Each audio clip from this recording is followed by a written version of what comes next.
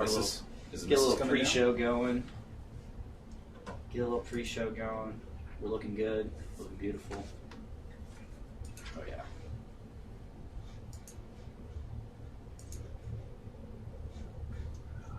Let's see what the chat's up to.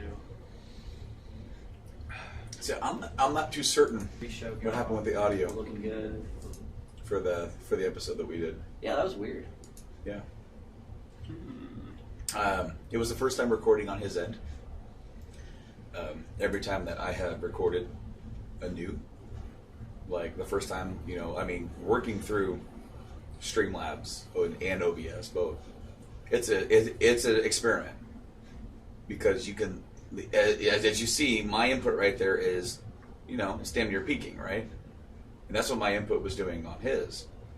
But then when you go to hear it, and then, granted we were eating, but also, the mic was pretty much right here the whole time. But then if you move over here, it still picks me up pretty good. But those are your room mics too, right? Yeah. Okay. Those are mostly... Is that the only thing that the Streamlabs picks you picking up? Okay. That's for the stream. For the stream, and then you have these going into your actual... Yeah. And then these are also for, just in case, we play, a video or something. They capture the audio pretty well. Yeah, Speakers. Yeah, because I started listening to it and I'm like, man, this is weird. And part of it may be because I did run it through the compressor. So the compressor's fighting to bring stuff up and then bring it down. They're probably hitting it super hard.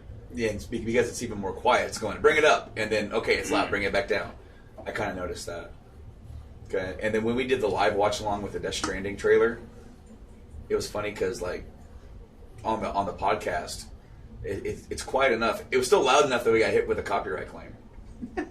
Because the Death Stranding trailer has the Apocalyptica Oh, nice. in the trailer. I did not know that. Have you not watched the trailer? I have not watched it yet.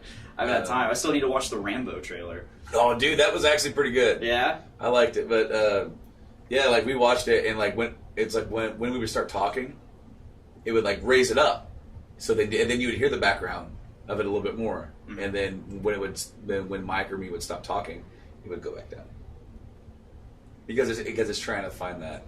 You might need to change the threshold. I might need to. Attack is how fast it does it.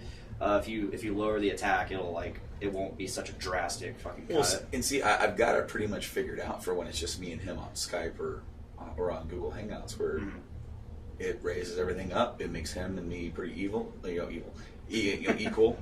And so, when we're not watching anything or doing anything else, that's fine. And normally, I don't put those watch-alongs into the podcast. They're normally a separate thing. Yeah. But for the trailer, I was like, well, we were going to do it anyway. Let's just not stop and then go live with it and have it to be two separate things, or stop it, watch it, and then react to it.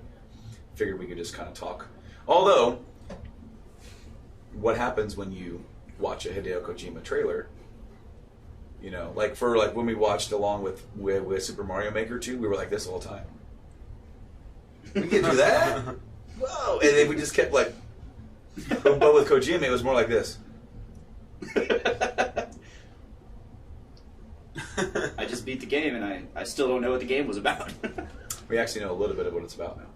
We do. Yeah. So. All right, let's get this show going. Sweet.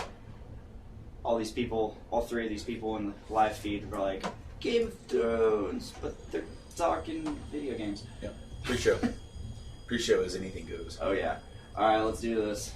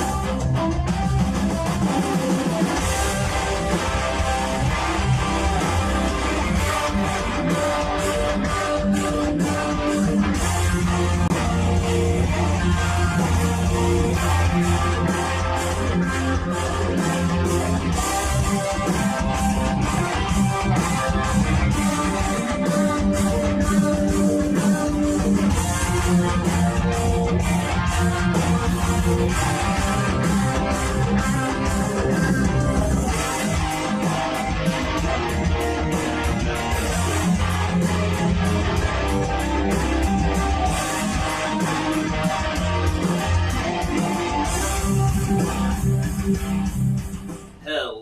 and welcome to one last episode, for now, of Game of King Chair.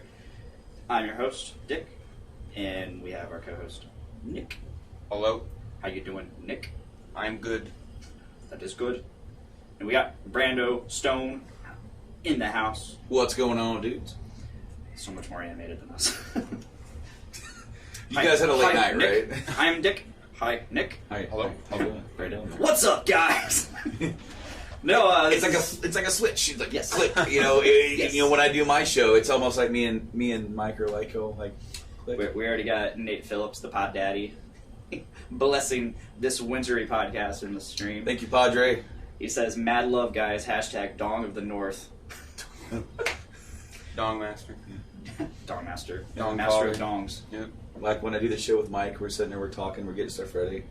It's after a long day at work, in 10 long hours. It's like 6 o'clock. Kind of coming down. Like, okay. Yeah. Like, dude, you ready to go? Okay. Yeah, me too. Like, what's up, Deuterinos? Welcome back to the Game Max podcast. And because you got to start strong, man. You got to come right in. And it's like, I've learned to just click it on. I like that method. Mm-hmm.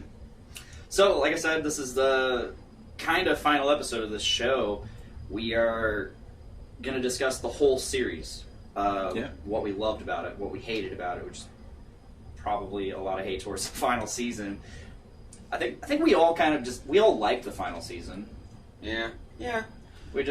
I did.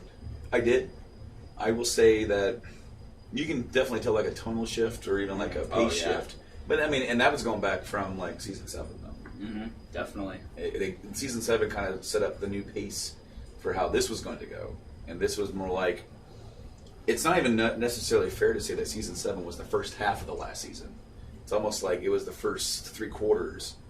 Oh, and then shit, yeah. this part was like the last final chapters.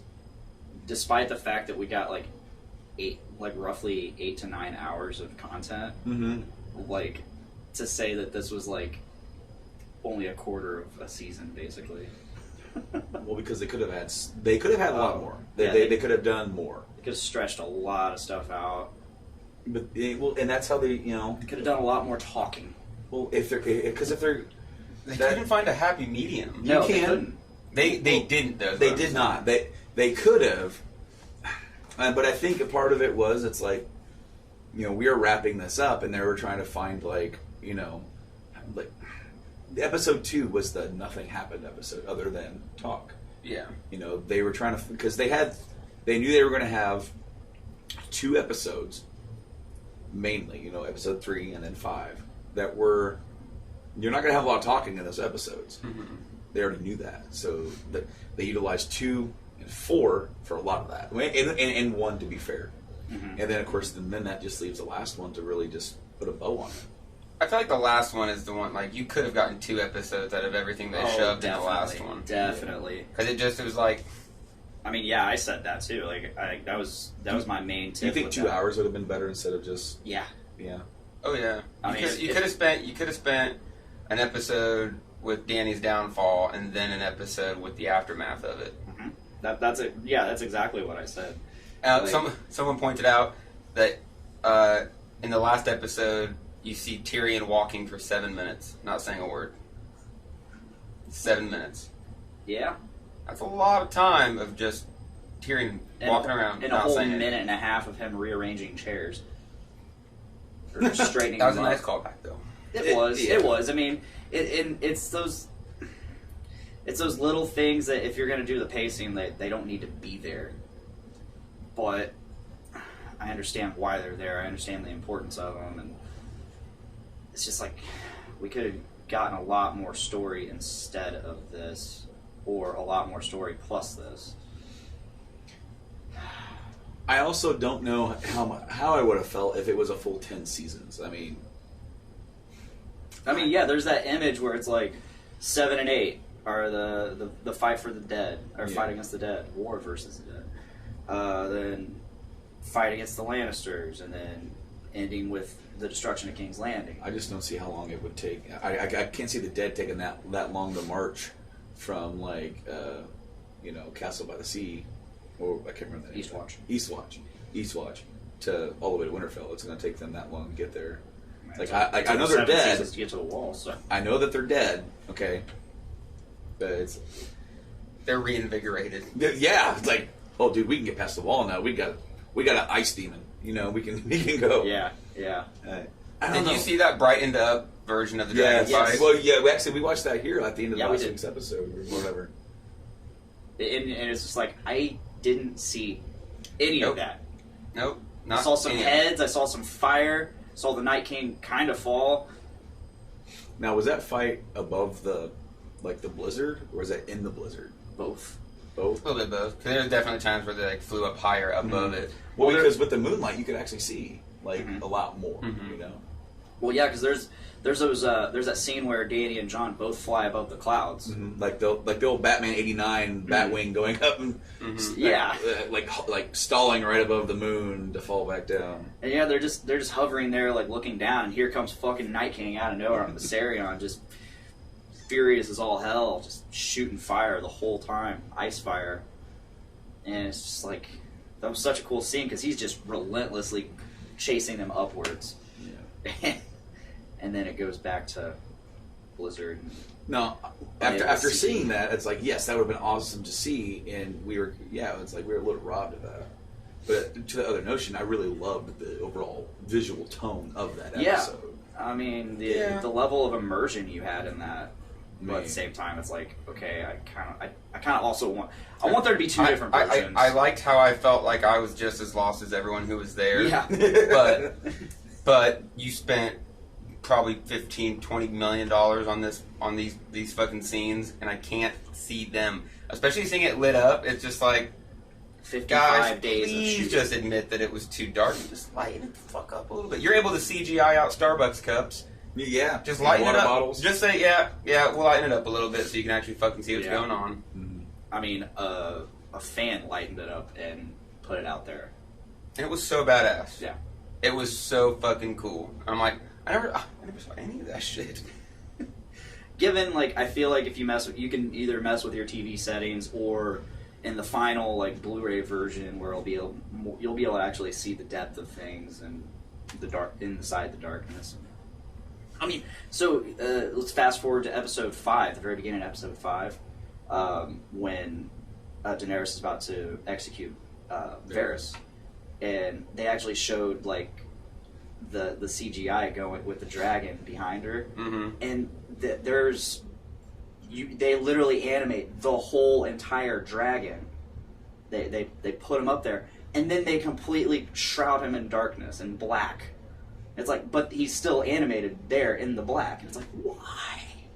I mean, I get it for the visual of him just appearing over her, but like, why animate the whole dragon for that? Quick question: Hey, did Jon go back to Dragonstone by himself, or was Davos with him? I think it was by himself, wasn't he? I think it was by himself. Yeah. Because if we're talking about the ability to lengthen out, draw out, you could have had a lot more time at Dragonstone before the actual execution of Varys, because it really seemed like he was number one trying to get the word out. Mm-hmm. Possibly did, but we never heard anything about that. Yeah. There was no anything. There was no even response. There was just no nothing at all came of Aegon Targaryen. Right. Other than being one other. That was one of the major points that led to him needing to kill Dany. Is no matter what, he's always going, as Aegon, he's always going to be a threat, and she's eventually going to kill him and his family. It was part of the wedge, right? It was. Yeah, you needed to have it, but yeah, it feels a little anticlimactic. It does. It was when nothing absolutely was mentioned or came from it, and because when you get to Dragonstone, there's the whole stuff with Varys writing the notes, and then you have the whole poison thing that's like not completely overt, but there. Mm-hmm. Like if you pay attention, and then you have the discussions. Varys talks to Jon, and Jon talks to Daenerys, then you have the execution of Varys. But like Davos being there would have been a neat. We never really got to see or hear Jon and Davos talk about any of this. Mm-hmm. Whether it's, obviously Davos is going to follow Jon, but Davos has a word, and Jon will listen to that word. So like have him like, because I know Jon probably didn't want to like burden Davos with even knowing the actual truth. But yeah, but it's going to come out now, especially after Sansa told Tyrion, Tyrion told Varys, Varys told a few people, I guess. I don't know. Who knows how many people? Right, but like I would especially like I would have loved to have that scene there where it doesn't really come to resolute or anything. There is no sort of like, it just another scene where between Davos and Jon, and then of course I would love there to have been a scene after the fall of King's Landing, where after they walk through and they witness the Unsullied murdering the prisoners of war, or executing them, I should say. I mean, I would say more execute than just flat out murder. I mean, this is still war, but and then Jon having in opposition to that, and there being a little bit of conflict between Grey Worm and him, and then of course they kind of walk away and they do it anyway. But I would love to have just have that conversation, because one of my favorite characters, who isn't a main character of the show, but to watch on screen and within these conversations, was Davos. Andy the extra. Oh, sorry. Oh yeah, was Davos. Davos. I loved seeing him interact with everybody. Yeah. Because his character, he's the commoner. He's the dude. He's not highborn. He's not in a big family. He has no big house. He was the pirate, smuggler, but humble man, and he's here right in the middle of all this. And then he's this guy, and he's going to have a certain view on things. I would have loved to have heard Jon and Davos have that conversation about what just happened. Yeah, definitely. I had something I was going to say. Man, I don't know what. Oh, how many people at the Dragon Pit meeting knew who Jon Snow was? There was like 4. I feel like it had to come out. Like there was like 4. Well, okay, so you got Bran the Broken, Sansa, Arya, Tyrion. All of them know, yet none of them say a word about it to get him out of the trouble he's in. I don't think it would have necessarily gotten him out of trouble, but it would have been something that people were like, well, that makes sense. Mm-hmm. Still not cool that you killed the queen, Yeah. but the more I think about that the Dragon Pit meeting, it's a mess. Mm-hmm. It don't make no fucking sense. There's no way that Asha Yara, whatever the fuck her name is on the show, I don't know why they changed it. Like, she wanted independence for the Iron Islands. Why'd she give up on that? Yeah. Especially after Sansa was like, well, we want to be independent.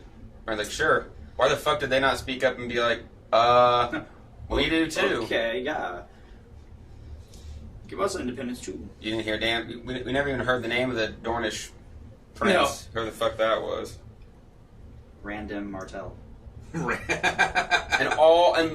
so much of these troubles came because of the Lannisters. You fucking let a Lannister get in charge again, like, okay. And imagine being like someone hanging out in Highgarden or just somewhere else, and it's like so did you hear about the cripple boy that's the king now? Like, wait a minute, well, what about the Dragon Queen? Like, oh no, the bastard of Ned Stark killed her because he was a Targaryen. And he did it after she totally burned the whole fucking city down. Like, what the fuck is going on over there? What the fuck is going on? Like, dude, no one knows really. It's a big fucking mess over here. And that's just some random guy in Highgarden. It's just some guy in a tavern somewhere, Yeah. chatting it up. Like, you'll never guess what I saw just walking by. By the way, have you heard who's now Lord of Highgarden? Some dude, Bronn of the Blackwater. But what about all these I don't know houses what that that have been means. here for hundreds of years? What about them? And no, it's gonna be the fucking sellsword. I definitely that small council. I definitely love how none of them were basically anybody, yet they as like the main side characters of the entire series, like they all rose to possibly some of the highest seats of power. I hope Daria comes over with an army and just fucking murders them all. Did you see that meme where it's like, well, I hope my queen's doing fine with her war over there. I'm sure Daria's doing just fine. I kind of wanted him to like give up Marine and come over with the Golden Company. That would have been tight. Yeah, like it would have actually brought some like more finalities to his story than I don't want to be with you. I can't take you with me because I got to marry somebody over there. Instead of some American dude, like that was in charge of the Golden Company. Like I know that like this show doesn't really take a like. It's all fantasy land. There's no like you hear a lot of like Northern Ireland accents, some other kind of British accents. Mm-hmm. And this dude's name was like what? Like Yeah, it was like John Sigmund or something. Strickland, Yeah. buddy. That dude is like straight up like New England right there. Oh, the Harry Strickland. Yeah. It was Harry, boom, Yeah. Harry Strickland. I don't think he had a line.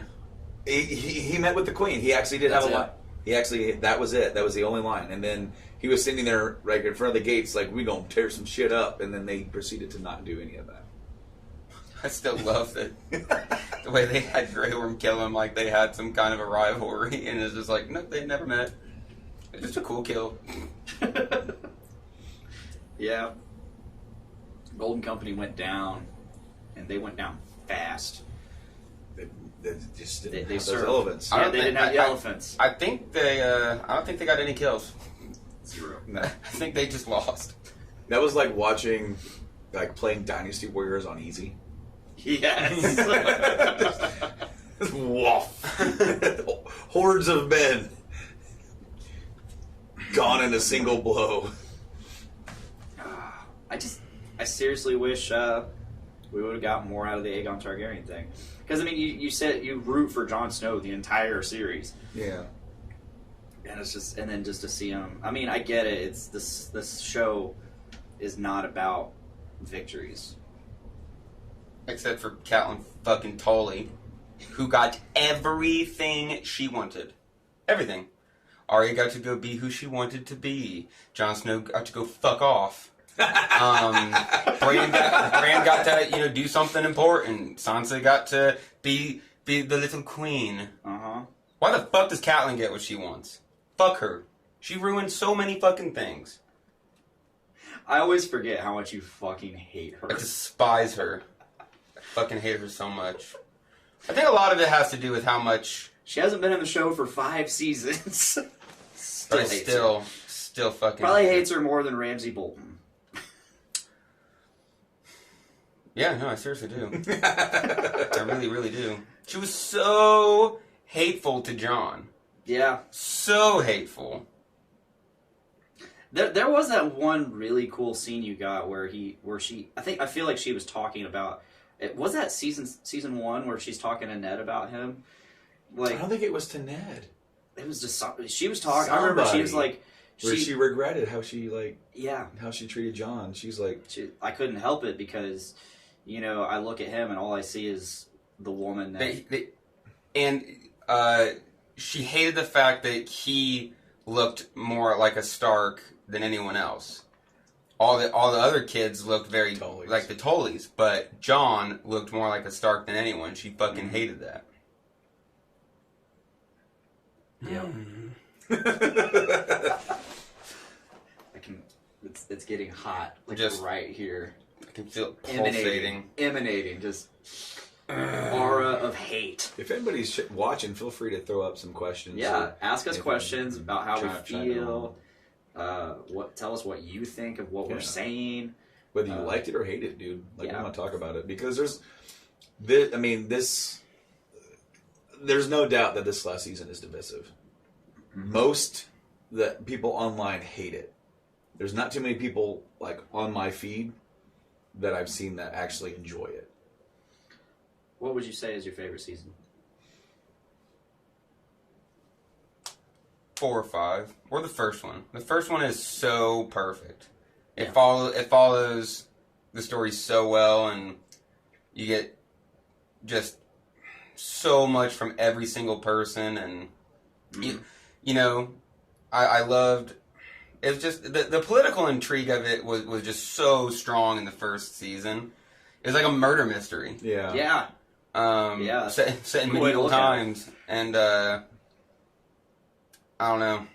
And then 4 is where it really like got kicked over the cliff. It's where Oberyn comes and like he's like, "You're not gonna silence me. Like we're gonna talk about this." And then Tyrion kills Tywin, and then runs away, and then Varys runs away, and Sansa gets away, and We also got the death of Joffrey after 3 seasons. yep, that was We got we got the Wildling battle at the Wall. Yeah. You know, we had the final, bit of Jon and Ygritte's story that got wrapped up there, and it, of course, after the fallout of that and everything, Jon ends up Lord Commander. And no, I would have to say 4 is probably my favorite overall season. Yeah. There's so much that happens, and I mean, and that's just in Westeros, because then we have all the other things of Daenerys rising to power overseas and everything, and that season really kicked things. that's when Arya left. Yeah. That's when Arya left. Oh yeah, we to could. Yeah, go to because the then House of Black and White. we had like the Hound versus like Brienne of Tarth. Right at the very end, you see Stannis' army that he went and bought finally show up and do something. So like you win season 4 with a man. What is gonna happen next year? Yeah. Yeah. And Will I walk again? No. But you will fly. and then Bran was gone for a whole season. Yeah. Whole season. Was that 5? Yeah. I remember Alan Dawson. We were watching, leading in, so I started watching the series just as season 4 ended. Mm-hmm. I think there might have been an episode or 2 left. And so I go in, I start working on night shift again. I joined Brandon's team. Alan decides to start talking to the Game of Thrones with me, and we're going over Game of Thrones theories up and down. He's like, I think Bran's gonna be the next dragon rider, because the three-eyed raven dude said he's gonna fly. So and there hasn't been a dragon rider in so many 100 years or whatever, and it's just going and going and going. And then as season 5 progresses and there's no sign of Bran, he is getting more and more pissed. He's like, I want to know if Bran fucking flies a dragon. That whole season went by with nothing. No. He was so frustrated. Yeah. He was doing that Dragon Ball Z thing where you just power up. Nah. That's what Bran was doing all season 5. Mm-hmm. He became one with the tree. I feel like Bran has such a cool story, and I don't feel like they utilize it nearly enough. Like, so we were introduced to the idea of him being able to jump into the past and fuck with things, with the Hodor thing, and you're like, no, that was it. Nothing else.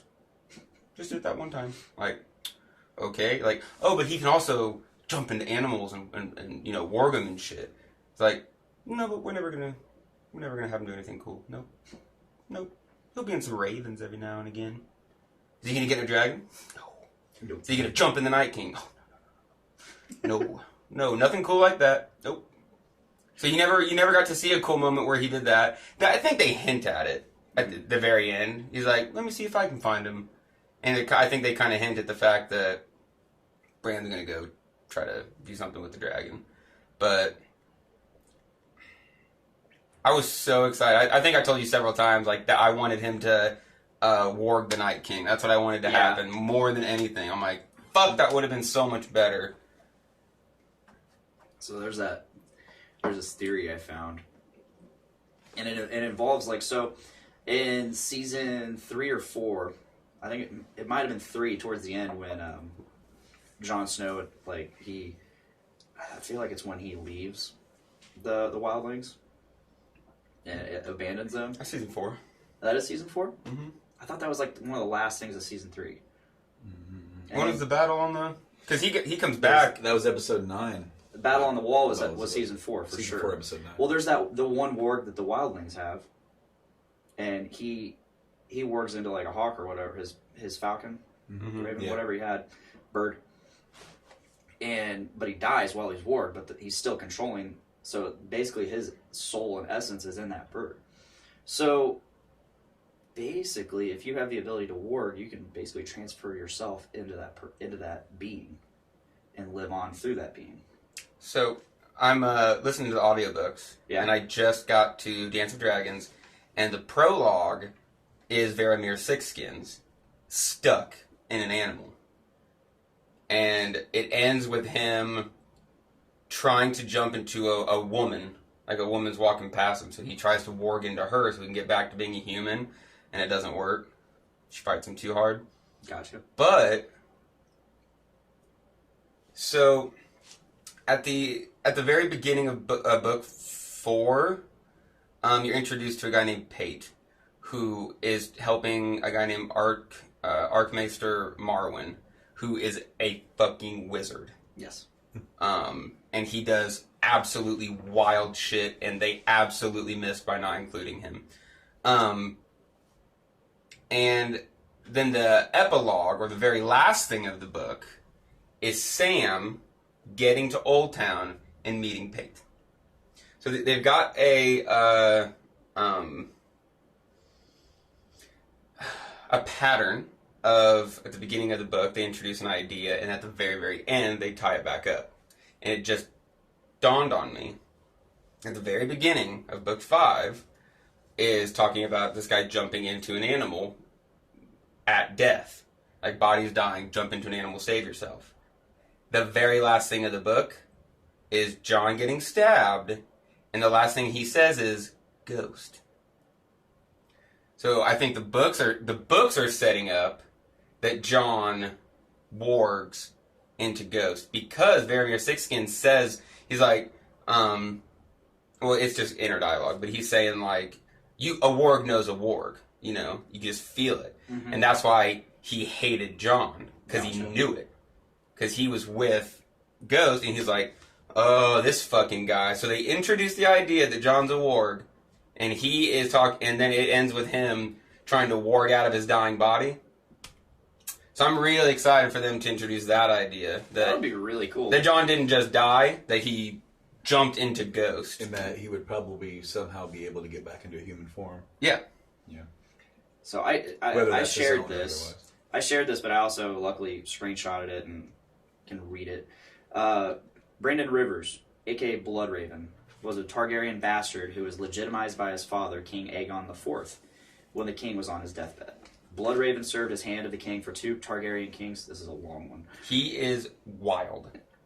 Aerys I and Maekar I. I think, yeah, Maekar. He was a green seer, meaning he could see the future and past, and he was into magic and sorcery. He helped the king crush the Blackfire rebellions and lost an eye in single combat with his brother Aegor Rivers, a.k.a. Bittersteel.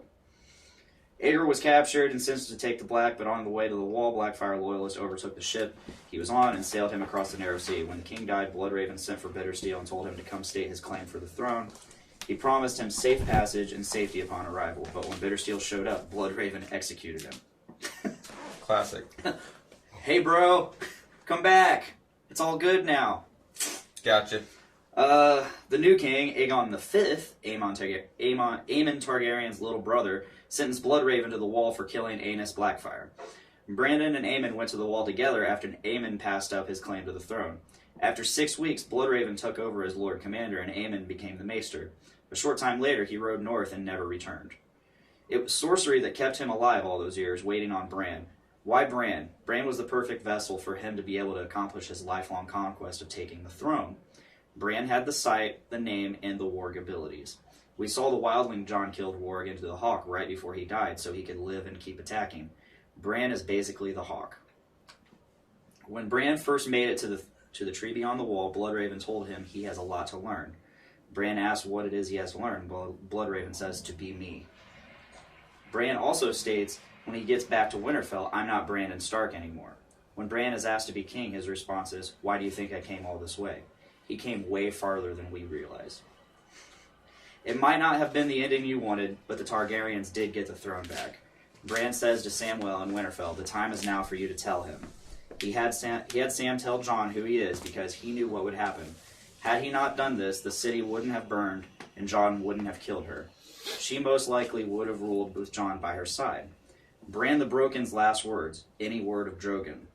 The Targaryens love their dragons.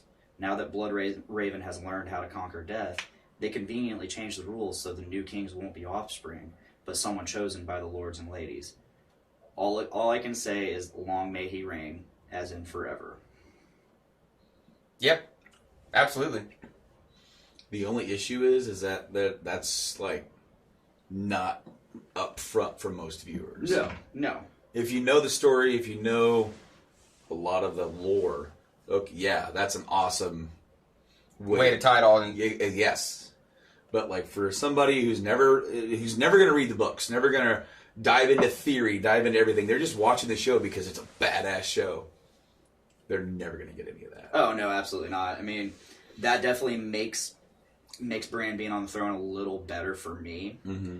But at the same time, it's kind of like this devious, like the bad guy wins, but you didn't know the bad guy was a bad guy, or that he was even relevant at all. But you knew that Bran was fucking giving up his consciousness and his soul to become one with the trees, Mm-hmm. and so he's not just Bloodraven, but he's the collective knowledge. So I mean, it's cool. It's cool knowing that a guy like this is on the throne, someone who doesn't seek power, but he just knows things. He knows how to rule because he sees the history and all of the events that have happened and why they happen and their outcomes. And so it's like, and all they would need to do to have made that part of the show was have somebody do a quick aside at some point in the whole show explaining who Bloodraven is. Mm-hmm. That's all you need to do. Is say like, yeah, there's this one crazy ass fucking dude, and he went out beyond the wall, and they say he's a 3-eyed raven now. And then it's easy to piece that all together. But Holy crap! He just meant the 3-eyed raven. That's that one dude that we heard about. wait a minute. What? Holy shit! Sam Tarly going over all the books he stole from the Citadel and comes across that, much like he came across the wedding or the annulment. Well, actually, that was actually his girl. Oh, Gilly, yeah. Gilly. Yeah. Yeah, that was Gilly. But I mean, same concept. Which though. no. Like it was a way because they used that as a way to divulge to insert that information into a knowable character. Because Sam is not even thinking about anything like that. Because I don't care about any of that. I have more important things to do than listen to you talking about weddings, annulments, shits, and stairs. I don't care, And then of course it's like, he's not a snow. He's a sand. He is the son of Rhaegar Targaryen. He's like, shit! What? You won't believe what I just heard. Like, I was trying to do something really important, and my yappy-ass girlfriend wouldn't shut up. She's just into all this marriage drama stuff, all this stuff that you see in the Inquirer and like Us Weekly and everything. And she's telling me about like Rhaegar Westerosi Inquirer. Yeah. That's good. It's like, he's a Targaryen. They got married. Legit. Did he now? We must tell him the truth. Meanwhile, the very next scene's like, well, bang, okay? Yep. Great writing there. You're finding out that they're related right as they're banging. Oh, yeah. Yeah.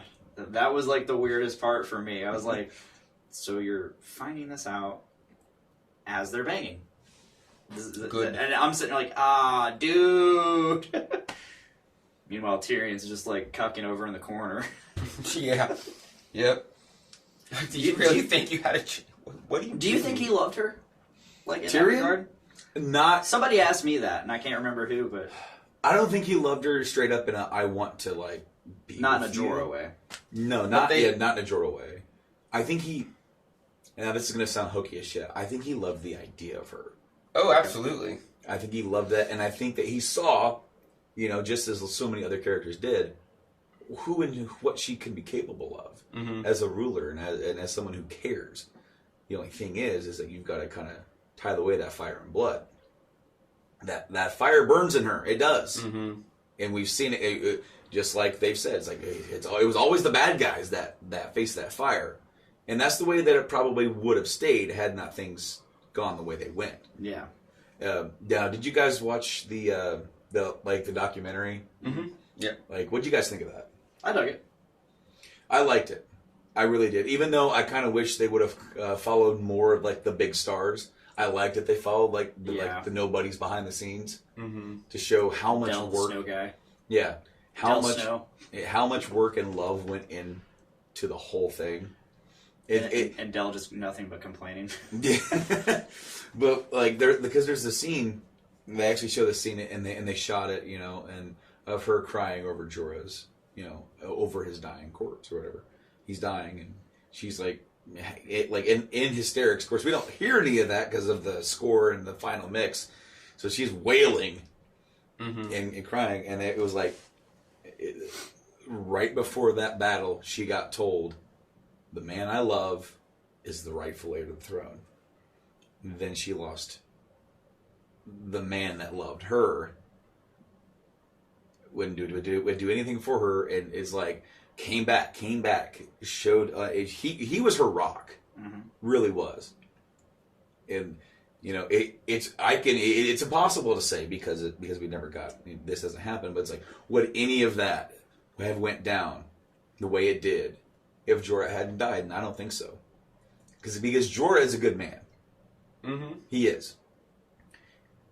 If in the show proved it time and time again, if there's one person that she will listen to when it's time to make a decision and do something, she'll take Jorah's counsel into very good consideration. But she lost Jorah. She lost, in a sense, she lost Jon. Or that's how she felt. Oh yeah. And then there's that threat, something I've been working for and what I wanted my whole life. He doesn't want it, but now it's going to be a big mess. We got everything. Okay, we need to get back. We need to get back now and finish this and settle all the bullshit and the drama later. As long as we can take care of Cersei now, get her out. We can, I'm going to take the throne. He doesn't want it. It's fine.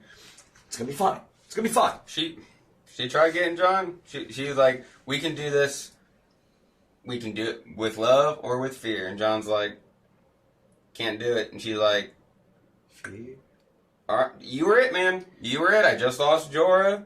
And now I don't have you either. Like, all right. There's only one way to do this. Well, because while the pacing is a bit fast, for what the series had set and established for 6 seasons, they did put every single stamp that you needed to see for her downfall, for it to be, the fall of this person. Yeah, despite pacing, they did get all the points. All of it was in. All of it was in, and they did do that. And so, like it would have helped to have a little bit more, but it's there. So, like when she does make that decision in episode 5, when during that stop in the battle and everything's done, and she's just like, "Fuck this bitch and fuck this city," Fuck every single motherfucker in this city. And it's very difficult. This is something. Oh, this was another thing that I don't remember who said it. I don't know if I read it somewhere, read it on Reddit, or read it somewhere on the internets. But it's like a lot of people really backlashed against her with that moment. It's like that is totally against her character. No, it's not. Or at all. Yeah, right. But then also with Jaime, they totally wasted all that character development. And I really like this because when we look at characters in anything, in any sort of medium, in a game, movie, television, etc., we are perceiving them for how we perceive ourselves. And we're placing our own morality system into these people. Even though they're giving it to us and we're accepting it, we are then placing that back onto them with the expectation of how we think they should be. Mm-hmm. And so when a person doesn't like that, or a person backlashes against that, that's because it's something they wouldn't do. Not so much something that character wouldn't do. Yeah. And it was something that, like, when I read that, it was harkening back to like some of the other kind of big heel turns or dark turns that characters have faced. It's like, it's not the fact that the writing on the walls weren't there. It's that people are like, I can't believe they did that. Well, you wouldn't do that. And it's like the part of them that did that disgusts you. That's what made it so, so impactful. Right. Well, and the thing is that look at Breaking Bad and how they developed Walt. Yeah. And over the seasons, he just kind of did more and more shady and underhanded shit. And justified it every step of the way. Exactly. Like, dog, come on. But like, it was a slow descent. It was over the 5 seasons, it just kept stacking and stacking. And Masterfully stacking. done. But at the same time, you still root for her. I don't think. But it was, with, yeah. It was never anything that we didn't see coming, because we knew what he was getting into. We knew that from episode 1, him getting into this was a downward spiral. Yep. And we were waiting to see the mess. We were waiting, and we were like still awed and like shaking our fists at like the dastardly things that he would do to keep this whole thing together. But it was framed differently. Whereas when you have a character such as Daenerys, that's the hero, one of the hero characters that we're introduced to from the first episode, coming in and build upon seasons and seasons, and you get to that moment where it's like the point of no return. You want her to do what you think is the right thing so bad, but when it happens, you're like, well, I guess we kind of saw it coming. I just wanted her to be good. Right, and like you want her, because again, you're cheering for her, you're rooting for her, just like the end of season 6 when they're sailing across the damn sea with the dragons flying overhead. You're like, yes, Yep. here we go. Yep. She's taking it back. Granted, time is now. Yeah, like, would you have reacted the same way had you have not known? And while we were dialoguing, we actually have some comments. Yeah, we got Austin Hill says, I had the same thoughts on Jorah Mormont. He could have stopped her massacre. He also says, pet the pussy, Nick.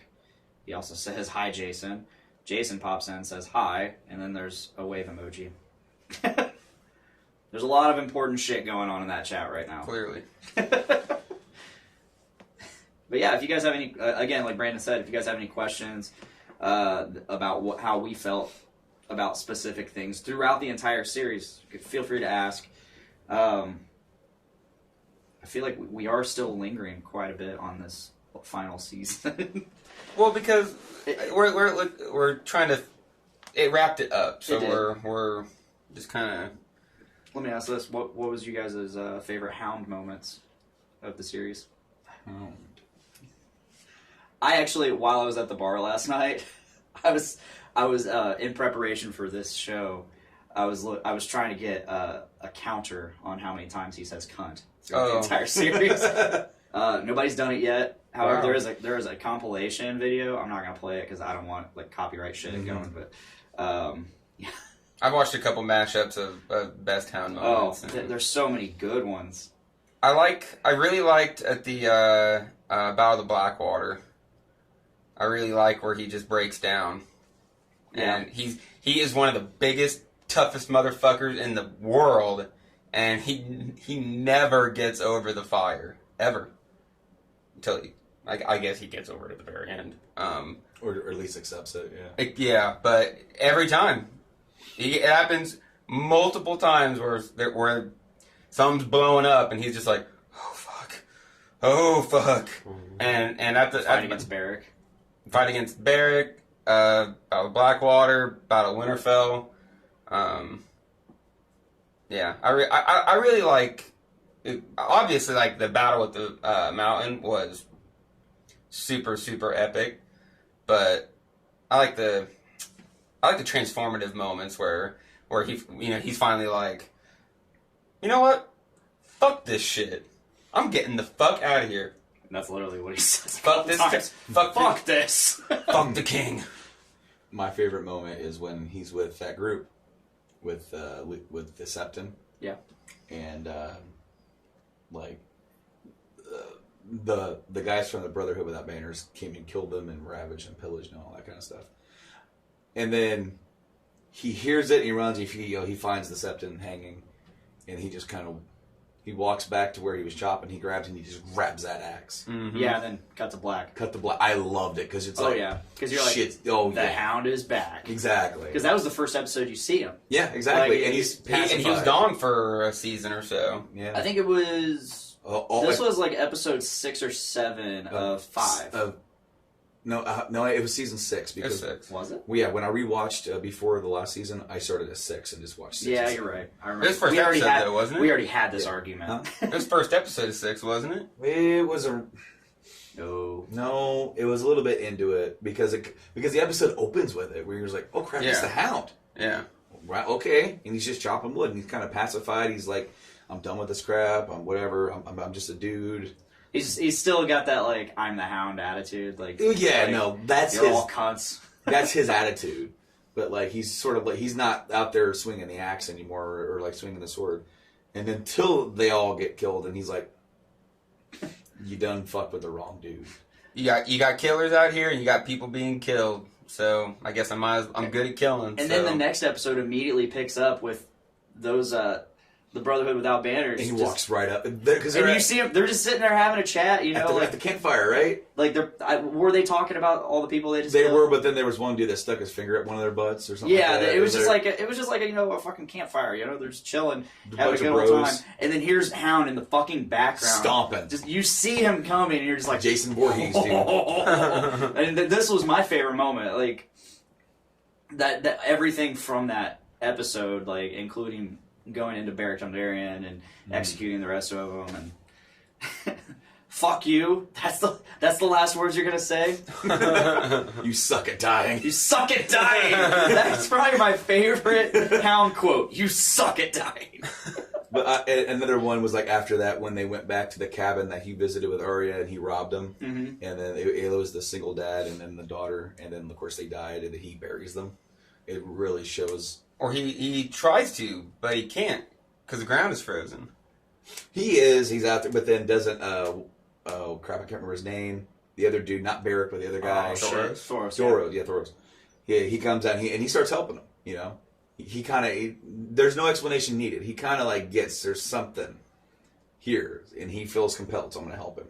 And then there's the Hound trying to like say a prayer, and he's just like, I forget the rest. Fuck this shit. But I loved it because it shows how much even his character has grown and changed over the course of the period of time towards like he feels guilt over this. He feels somewhat responsible. Mm-hmm. And so in some way he wants to try and make it right. Well, that and like the way his character is when you see him do these more heartfelt moments, it's so much more dramatic and more heartwarming because it's such a foil to who he is. Mm-hmm. So And that's one reason why I also loved like all the moments after the reuniting with Arya. Mhm. He interacted with her differently than what he did when she yeah, was because younger. he sees her as an equal, I believe. Like an adult. Yeah, She's lived this like long. you learned a lot from me, and I can tell you've also learned a lot on your own, and now you're your own. I don't And- need to protect you now. Well, but then what's the first thing he does when she's being like pounced upon in Winterfell? Grabs her, says, "We need to go." Mm-hmm. And it's almost like he goes right back to when she was just like a few years ago when he's Because carrying her. Despite all that, she is still kind of a kid. Well, and that's what I also an like. extent. She is totally a kid. She's like, She's always so fearless. absolutely, but she's not. She's fucking, because she's like 9 when it starts. Yeah. So she's still incredibly young. Yeah. I mean, she's done a lot of growing up, but then inside Winterfell, it's like the fear sets in. She's out of her element. She's fear sets in. It's almost like she's that little girl again for a second. And it's almost in a way in King's Landing too, when everything's like blowing up around her, but she's like, okay, well, I need to get out of here. You see the fear in her eyes, but then like it doesn't freeze her for too long. She's like, let's go. Yeah. Gotta keep moving. And I like that too. But again, and then the last scene with Arya, where I did really like that scene. with the Hound, it's where he tells her go. You don't. Yes. If you continue, you're gonna die. You don't need to be like me. Because I am about to rush into a castle that's being torn apart to kill my brother. You do not want to be like me. You need to get out while you still can. And it's not. What I like about that is that in a way, it's not just get out of the building or get out of the castle. It's like you can get out of this life. Yeah. You don't have to live. You went and trained. You did all this thing to become an assassin to get revenge, and that's awesome. You got a semblance of revenge. You know, already. You By murdering the fuck out of some phrase. exactly. You're not stuck on this path. She eliminated a whole fucking house. Yeah, Good. yeah, I know. Yeah. The phrase were so perfectly awful. Like the Lannisters were like had several moments of being fucking evil, but the phrase were just shitheads. Yeah. That's the best way to describe the phrase. Yes. Shitheads. Complete shitheads. Because, like, Walder Frey, Such a the great, biggest shithead. Yeah, Like, yeah. He's just, like, bitter ass old man. super bitter, totally, like, you guys never throw me a bone. Fuck you. The whole time. Your favorite character, Catelyn's all like, "I'll kill your wife," and it's like, I'll get another. "Marry another." Yeah, just, total shithead. In the books, it's one of his sons, not his wife, and he's slow. They call him a lackwit. He said that's what he says. She's like, "I'll kill him," and he's like, "He's a little slower than the rest anyway." Like, Jesus Christ, Walder Frey, you fucking dickhead. Oh fuck. And of course, like, the actor that they got to play him. Perfect. Oh yeah. I mean, Perfect. I mean, I don't know his representation in the book, but like, I feel he made that character. He made that character fucking shine as much as a fucking turd can shine. That was such an awesome scene Oh, where yeah. she murked the fuck out of them all. Oh yeah. Well, We had like 2 straight seasons of just straight payoff. Well, what I loved about that is that like she was already there when after the whole Blackfish incident, right? Like because Jaime and Bronn, they're having a feast, at the Twins with Walder Frey, and Arya's walking around as that servant girl, and she locks eyes with Jaime. Jaime's like looking at her like, Wait a minute. well, it's like you're I thought eyeing of me that. kind of weird here. Yeah. Never thought of that. And then he goes back to talking to Bronn, and then Jaime talks to Walder Frey a little bit, and then at the very end of the season, there's that same servant girl killing the fuck out of Walder Frey, and it is just like that was the girl. She was. Oh my god, she was there. I never made that connection, so you just Oh, said man. that. She baked the fucking dudes in the pie and then fed it to him. Jeez. And then of course season 7 opens with another Frey feast Yeah. with Walder Frey alive, and for a second you're like, wait a minute, is this a flashback? No, it's not. Oh. And you're just like, he's like, what's old man Frey doing, throwing a feast, 2 feasts in a fortnight? And it's like, oh my god. And then like, here. Doing the whole eye movement. And then the girl's like, none for you, no wasting wine on some girl. Like there has to be like a great deal of acting going into being a faceless person, faceless man woman. Mm-hmm. Sounded Faceless weird. person. That sounded really weird to say, man woman. Faceless man woman. Ah, I mean, because whatever they identify you as. have to become that person, but at the same time, it's like, is there like some sort of magic ability to being faceless that you just literally become the person, or is there a level of like you have to like pretend to be that person? See, they never really go into it. They Yeah. just show the face.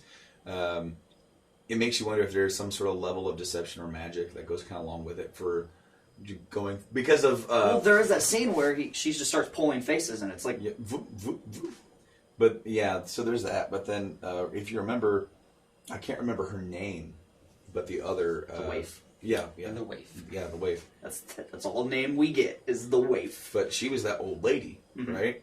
And when she stabbed Arya, hey there, little girl. You That was know? wild. And it's like, ha ha, ah, fall off a bridge.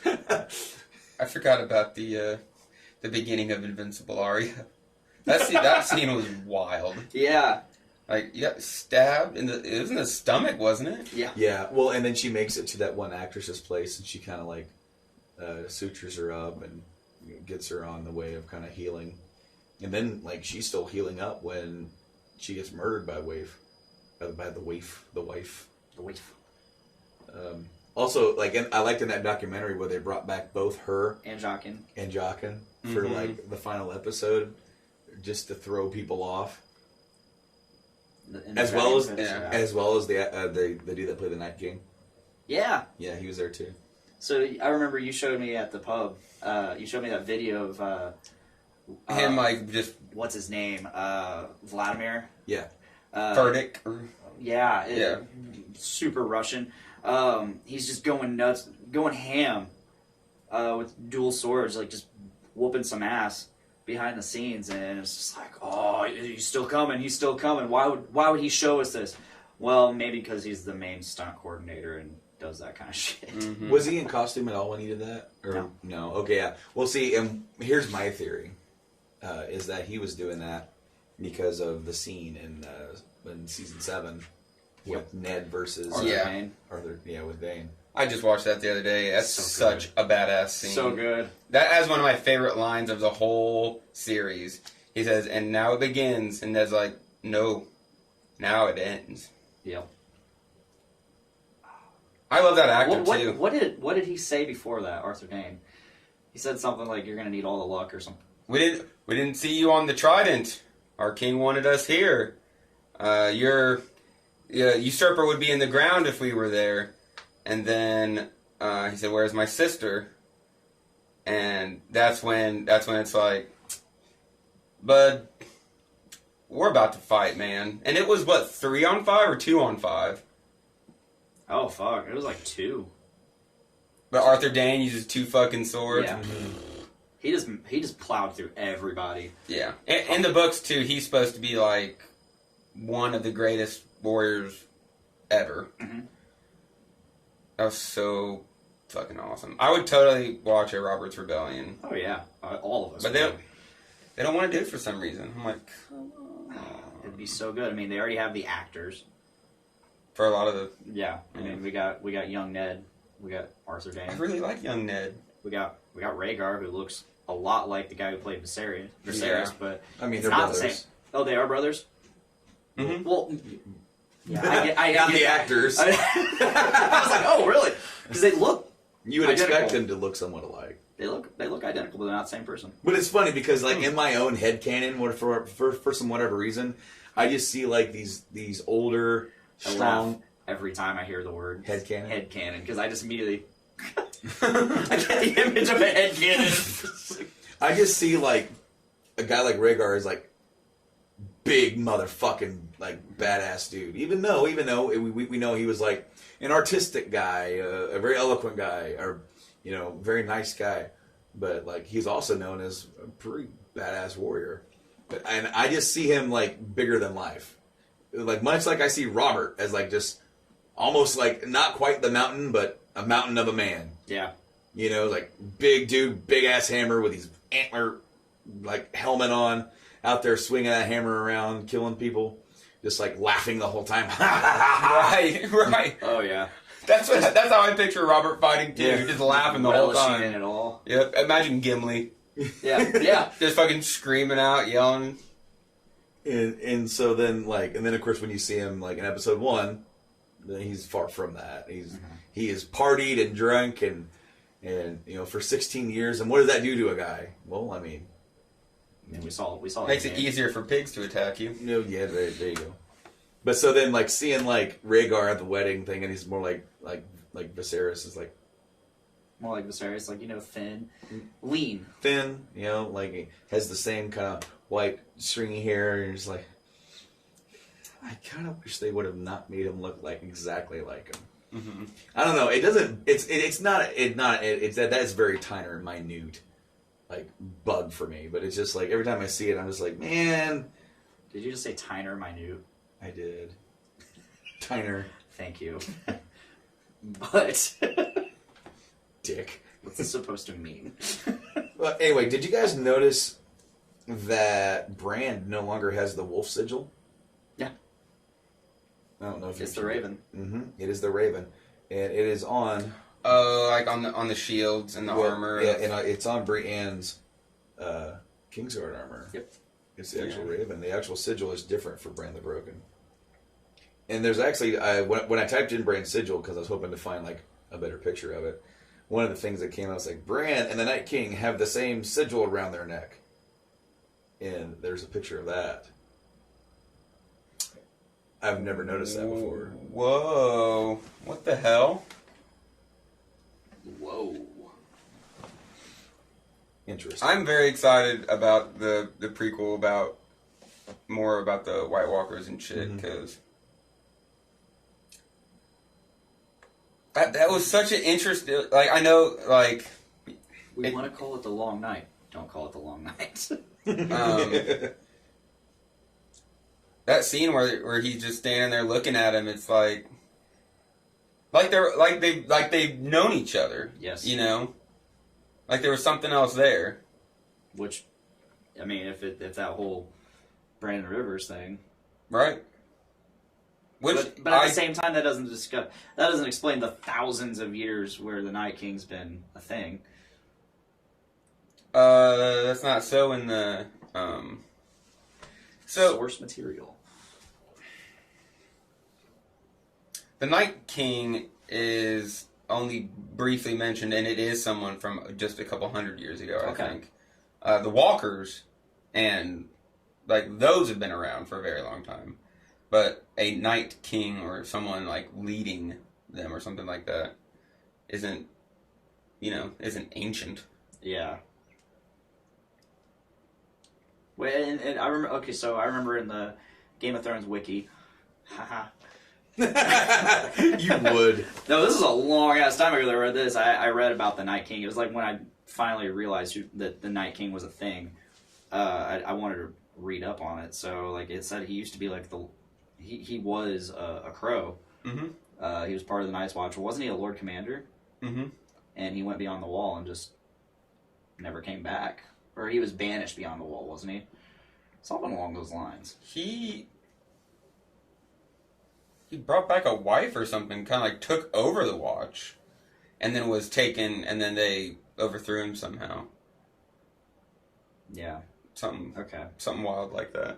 I really need to read this World of Ice and Fire book. Like, There's so much. there is so much. I actually picked it up and started trying to read it from like the start, and I was like, oh man.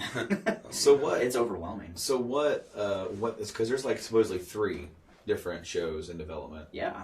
What 3 pilots were shot. Yeah, right. And one is going to series this year. They're starting to film it. That's what George said. They're gonna start filming one of them this year.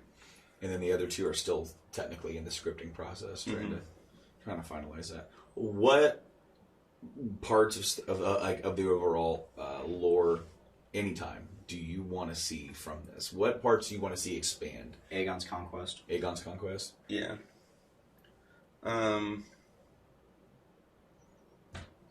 The whole trail of the Targaryens, like the downfall of Valyria. Yeah. That would be super interesting. Because they were just kind of, like, the Targaryens were, like, nomadic almost. Just trying to find a place. Mm-hmm. That would be fucking awesome. The Blackfire Rebellion would be fucking awesome. Which is when one of the Targaryen kings, before he died, legitimized all his bastards. So then they're all just fucking fighting. Like, it's like, alright, well, now we all have claims. The Dance of the Dragons is what that leads up to, and that would be, I think it's 13 dragons in all. 7 on one side, 6 on the other. That would be wild. Wow. But that would just be insanely expensive. Right. So Dance of Dragons would be sweet. I would love to see the build up, and I've always wanted to see this, and we got to see the little bit, and then of course the revelations of in the main series, but the entirety of like the fall of the Mad King and Robert's Rebellion.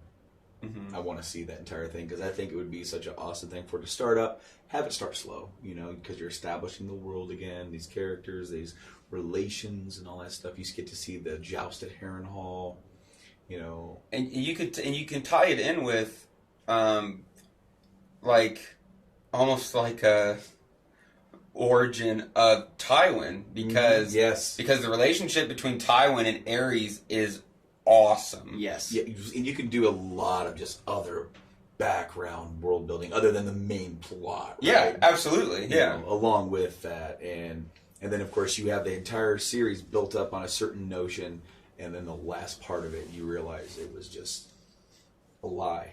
Just a fucking lie. And then of course, like, even though there would still be the 15 years in between, it would almost kind of like how the prequels, The Star Wars prequels. Star Wars prequels ended, where it was like, okay, you're setting it up in motion for like 20 years from now. All these characters are in a spot, and this is where they're going to be when the story picks up later. Mm-hmm. Where the next big chapters are going to be written, and I just think that would be awesome to see all of that, because then, just as you said with the Tywin character, you get to see all the politics just like before, and it would still just be as enthralling, because one of my favorite characters in the series was Tywin. Yeah. He you awesome could see the reigns of Castamere. You could see him. There's another family, I think the Tarbecks. Like, Tywin wiped out families. Like, that was something he did. And his dad was like a pushover. Like, he wasn't a lion. So Tywin was sick and tired of everyone always looking down on him. So Tywin just became hard as fuck. And he's such an interesting character. And that all leads into, like, that you could start there and end at the rebellion, because, Well, because then, like, and what I would like about that is, like, even though we had a similar thing with the actual Game of Thrones series, where it has it definitely has a beginning and it has a definitive end. That's an end that we already know, unlike with the books not being released or done with the main story now, that we know how this ends. And George said, and I'm so fucking happy, that this story is done. You aren't going to see Arya out in the West. You're not going to see Jon beyond the wall. It's done. There is no after. We can do fucking 10 more shows of before, but there is no after. We're not going to explore what happened after the events of this story. And that's where it gets so difficult, because then everyone has their own fan fiction with what should be, and that means you never please people. Whereas, like, and you can almost say the same thing could be argued with, like, harkening back to Star Wars. It was so much easier to tell the prequel story because you knew how it ended. Yep. And when you go into add after the such precious original trilogy that everybody loved when they were 8, and now you're going to be adding a story to that, you're now, like, you're messing with fire, because you're going to please some. You don't need 7, 8, and 9. As far as I've seen so far, like, you totally could have ended it with, Anakin fucking died and his son, went on to be the only Jedi. It's like, where are we going, guys? What is the point of these? Because I like them. I love Force Awakens and I like Last Jedi. But why is this necessary to the Skywalker story? Like, I guess since we've seen that, Luke kind of fell from grace, and I guess they're kind of hinting at the idea that it's the downfall of the Jedi. But we're talking about fucking Star Wars now, so but to tie that back into my original plan or thought with what you said about George, we're not doing anything more because after they did the original Star Wars trilogy, they did the books, and George was like, "Have at it," because I don't plan on doing that. And they went hog wild. And he loved it. Yeah, and they had to get like seals of approval, like, which is so cool to me. Like George Lucas, like, yeah, Great Admiral Thrawn, fuck, yep, Darth Rev, damn, that guy's badass, Rev, yeah, that's good. Bane, fuck yeah, guys, do whatever you want. I'm not writing any of this shit. Yeah. But I'll give you my George Lucas thumbs up for you to keep doing it. We'll put that Star Wars logo on it. I'll get my cut. You get your cut. Yep. Get out of here. And fucking Timothy Zahn might be better at writing stories than George Lucas, because those Thrawn books were fucking awesome. Yeah. But I read the Bane ones too; those were pretty good. Oh my god. But okay, so Yeah, now all Star those books have been rendered obsolete because then somebody else got the rights and wanted to make more movies. And this is why I'm very glad that George has put an end. He goes, Yep. Because I could sit here all day and think of what's in my head, but it's going to be different from what and what all of us think what should be for these characters or what should be in the next 500 years. It's like, no, have fun, go do your own thing. Like there's already thousands of years of before that you could fill out to make the world even bigger. That's an interesting concept. Doing a huge jump. I might be okay with that. 500 years later. Like hundreds of years later, like none of these characters are alive, except of course Bran, because he's going to be an immortal fucking god dragon. But it's all like legend. It's all hearsay. It's like the Yeah. Song of Ice and Fire. It's these stories that were passed. Like All 7 kingdoms are totally separate. The tectonic plates shifted and busted everything apart. I'm just stupid now. Doom of Westeros. It would be The cool Doom of because then they Westeros. would just be walking around living their lives, and it's like, whatever happened to Sansa? Someone's like, buddy, the North went to shit, and then you're just like on you're hanging on by a thread. You're going, what happened? And then they don't say. It'd be funny to then hear people like telling stories and stuff about that stuff and just getting it absolutely wrong. But we would know. Be like, Exactly. that didn't fucking happen. At Getting all. it wrong, or somebody like not believing it. It's Yeah.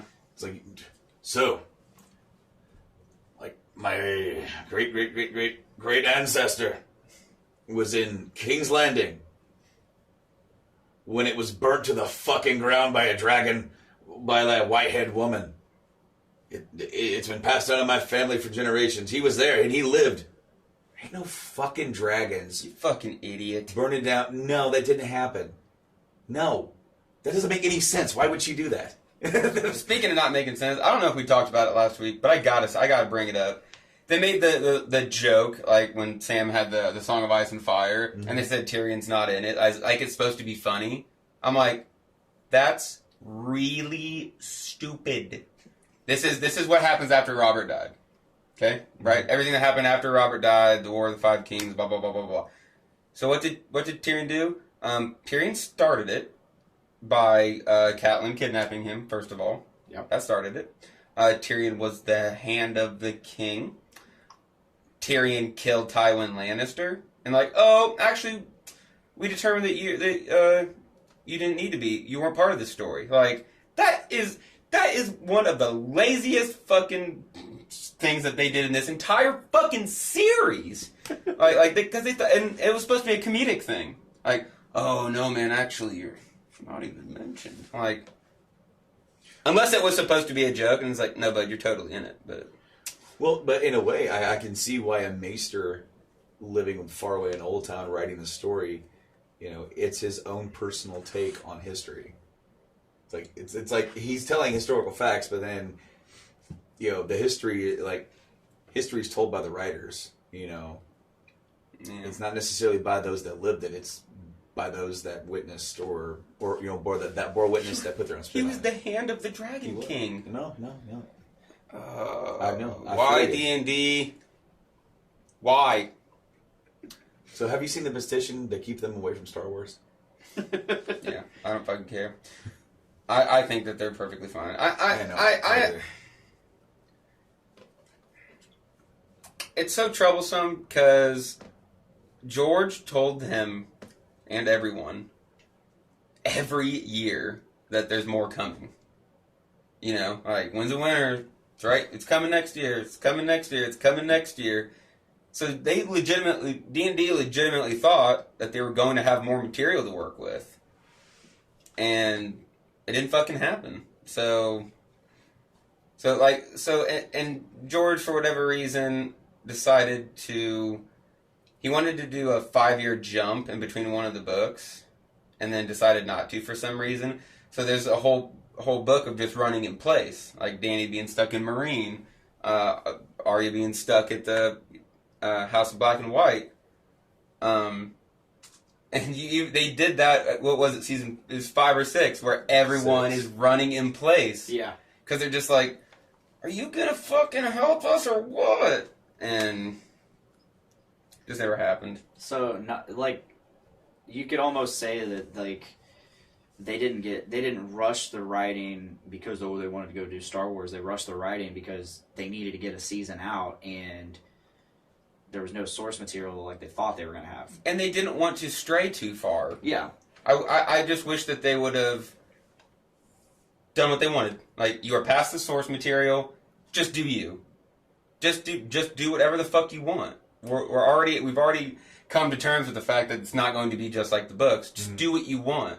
And the thing that made the first couple seasons so good, what makes Game of Thrones and Song of Ice and Fire so good, is the ability to subvert expectations.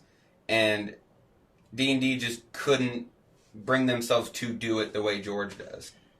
I kind of feel like when they got so far, you know, like when they caught up to George, and and as you said, it just never came. Like quite literally, book 5 came out the same year that season 1 started. Mm-hmm. So that's kind of crazy that we've gone this entire period without book 6, and there's supposed to be 7. Okay. Theoretically, you would think that, you know, probably in their head, like, all right, by the time we get to the end, he might be right there with us, right? Mm-hmm. But it didn't happen. So now they're stuck in a point where, like, we have to just try and finish the story that we're telling. You know, keep it with the outline that he has given us, and that's almost what season 7 and 8 feel like. Mm-hmm. The outline. And end game plot points. Like, we got to have this happen, and this happen, and this happen, and this happen. And they couldn't think of cool ways to make you not expect what was coming, because you saw everything coming. Mm-hmm. Well, and I don't really think it's fair to say, from what some of the critics have saying, that they ruined it or they did anything like that, because you almost had the same batch of writers for the entire series. Mm-hmm.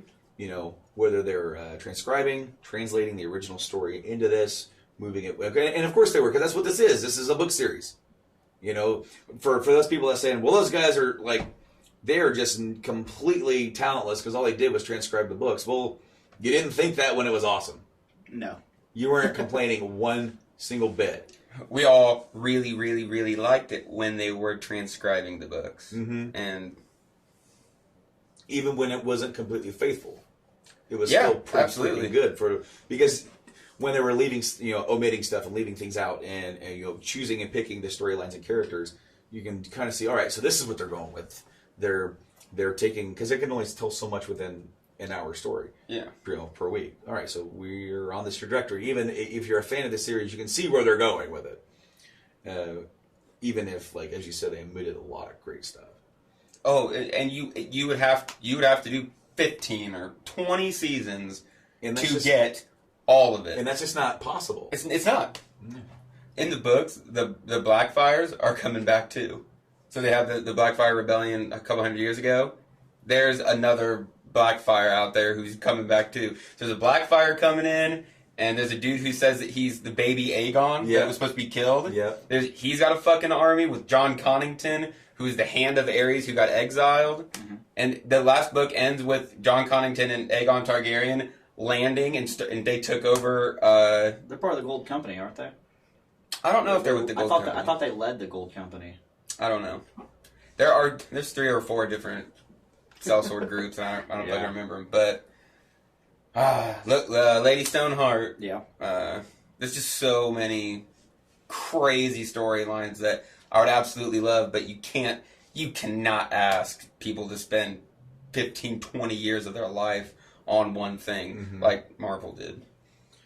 But well, you know, and like there's that whole story about Kit Harington checking into rehab. I'm so sad. Yeah. Oh my goodness, it's so sad.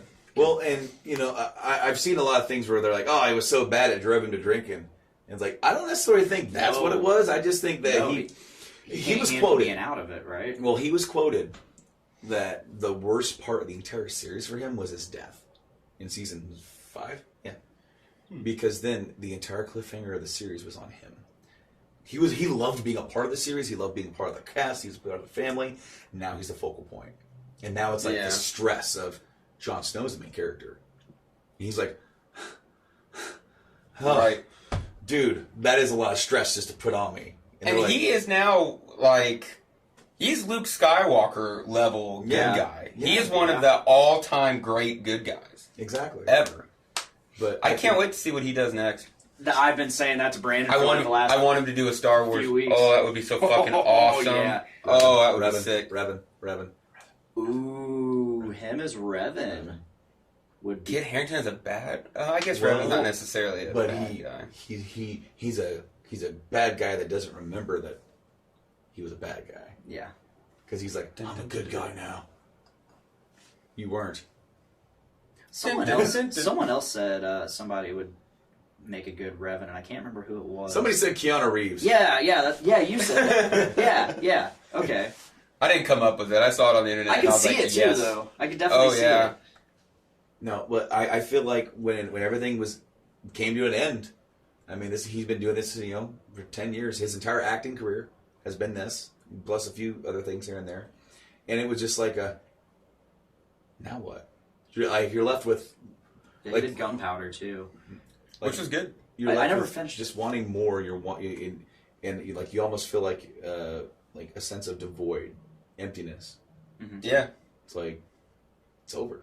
It really is over. And then I can only imagine what it must be like for him to be going through that and to be hearing everything that everyone's saying about this last thing that you poured your heart and soul into. Well, he went off on critics. Oh yeah. Right. But He said if you're gonna spend a half an hour writing an article totally shitting on it, then you can go fuck yourself. I'm like, Yeah. right. you tell them. Not paraphrasing. They can go fuck themselves. I'm like, I just feel so bad for him, just like you. It's like, man, poor guy.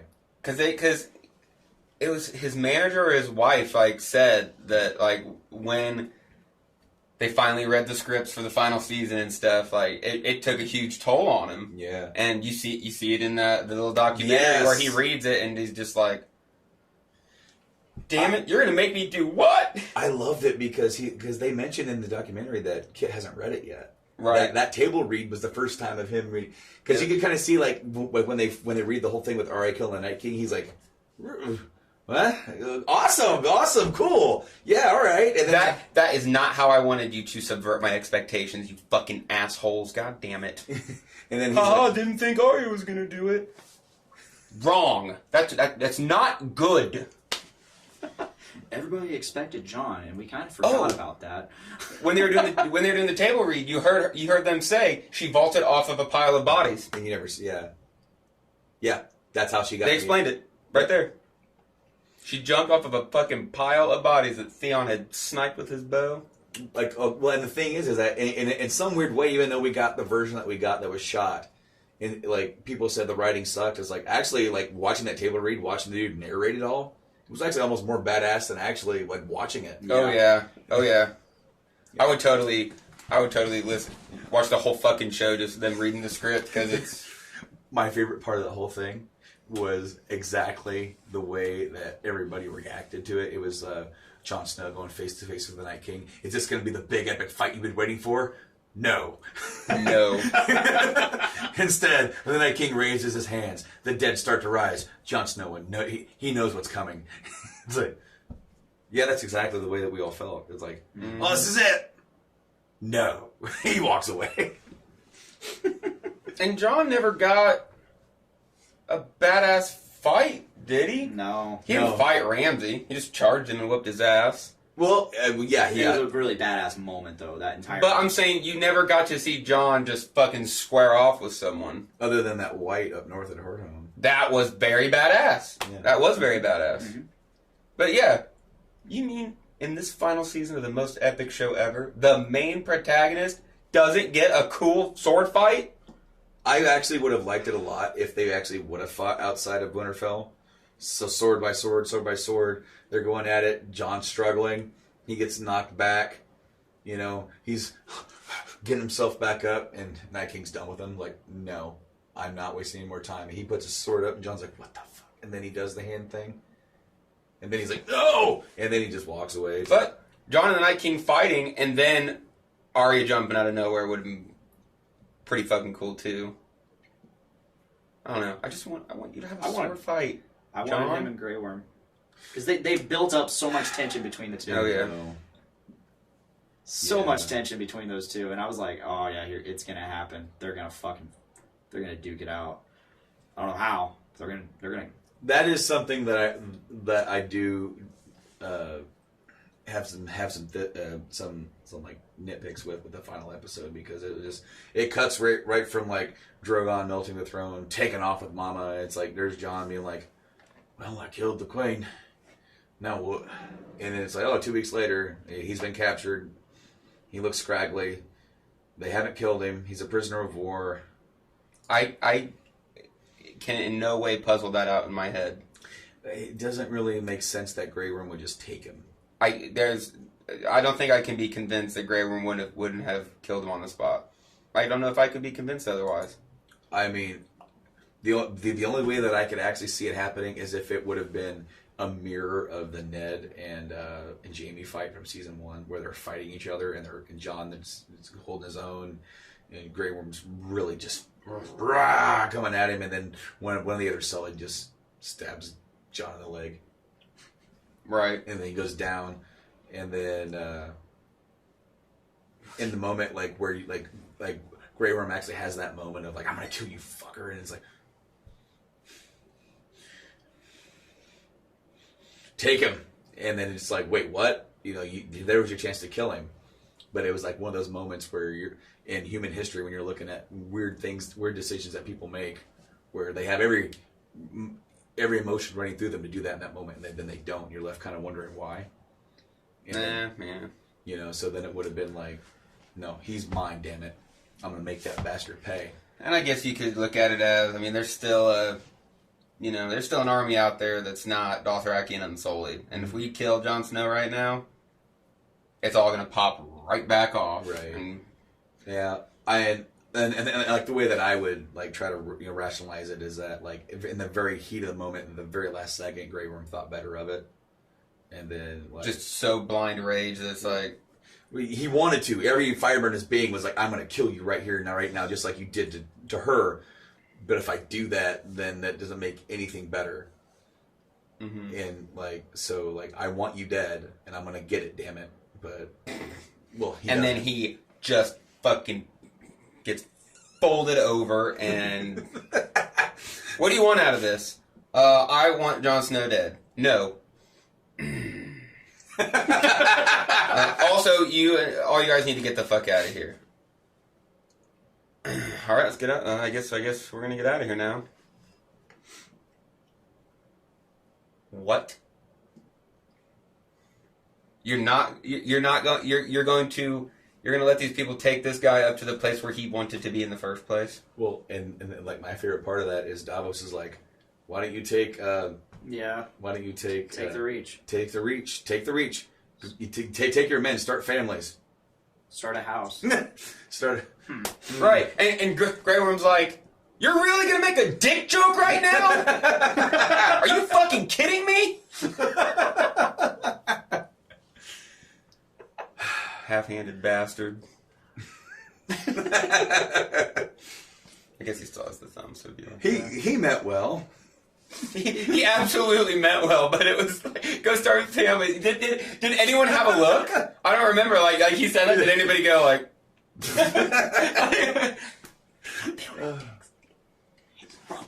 Why wasn't Helen Reed at that meeting? Huh? Helen Reed at the meeting where they were. Supposedly. We had to have room for 2 or 3 totally unnamed people. I know. Well, like we had seen young Helen Reed, and he's still alive because then Mira went back, right? Yep. And he's still alive. I just, that movie, is it Howl's Moving Castle? I don't know. I think there's a movie called that. There is. And Howland Reed, his castle moves around. You can't find the castle. So Howl has It's a in the moving swamp. castle. I didn't know that. Yeah, it's in the swamp. They're swamp people. It's very. Now that I say it, it's very fucking weird. But yeah, in the books they claim that the castle it moves around and no one knows how to find it. I'm like, what are you talking about? Helen Reed is Swamp Thing. He is frog eater. Behind every king is a woman who pulled him on a sled that's never seen again. Yep. God damn it! And she didn't come back either. No. Her leave was really like, fuck you, Oh, Bran. fuck, we got it. What are we gonna do with her? Just get rid of her. All right, write her out. I'm leaving now. Like, what do we have Bran say? Okay. He doesn't. I guess that was a good piece of character development for Bran. Mm-hmm. Seeing, he really isn't the same person, Right. Because he liked Mira, Right. Like he had a romantic interest in Mira, like Really? he really liked her, and then he's like, go. He truly isn't Brandon Stark Yeah, anymore. yeah. So I think we needed to. That was a good way to show us that. Yeah, he's not the same guy that he was anymore.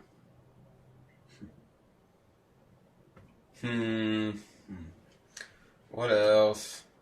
In the books, Dario has a blue beard. Bluebeard, yeah. I really wish that they'd done that.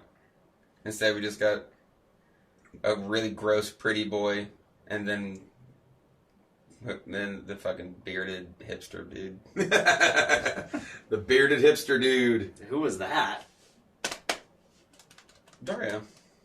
Yeah, that's right. That's right. You remember the first guy because they switched actors. Yeah, Ed Skrein. Yeah. He went on to play Ajax in Deadpool. Really? Yep. Yeah, you're right. I didn't never know that. realized that until I went through and watched Game of Thrones again, and I was like, wait, because I remember when season 5 started up, it was a different actor. I'm like, what the fuck? Who the fuck's this guy? And then they said his name. I'm like, wait. All right, so we need to make sure we say Dario at least 10 times this episode, so Yeah. everyone's well aware. Also, That they this were is banging. the- this They is were the banging Dario. then. They're banging now, so people can make that connection. I don't think she banged the first Dario. Mm. Because No, the it first was the Dario second was one. only in 1 or 2 episodes before Yeah. they switched. Yeah, because it was the end of the season.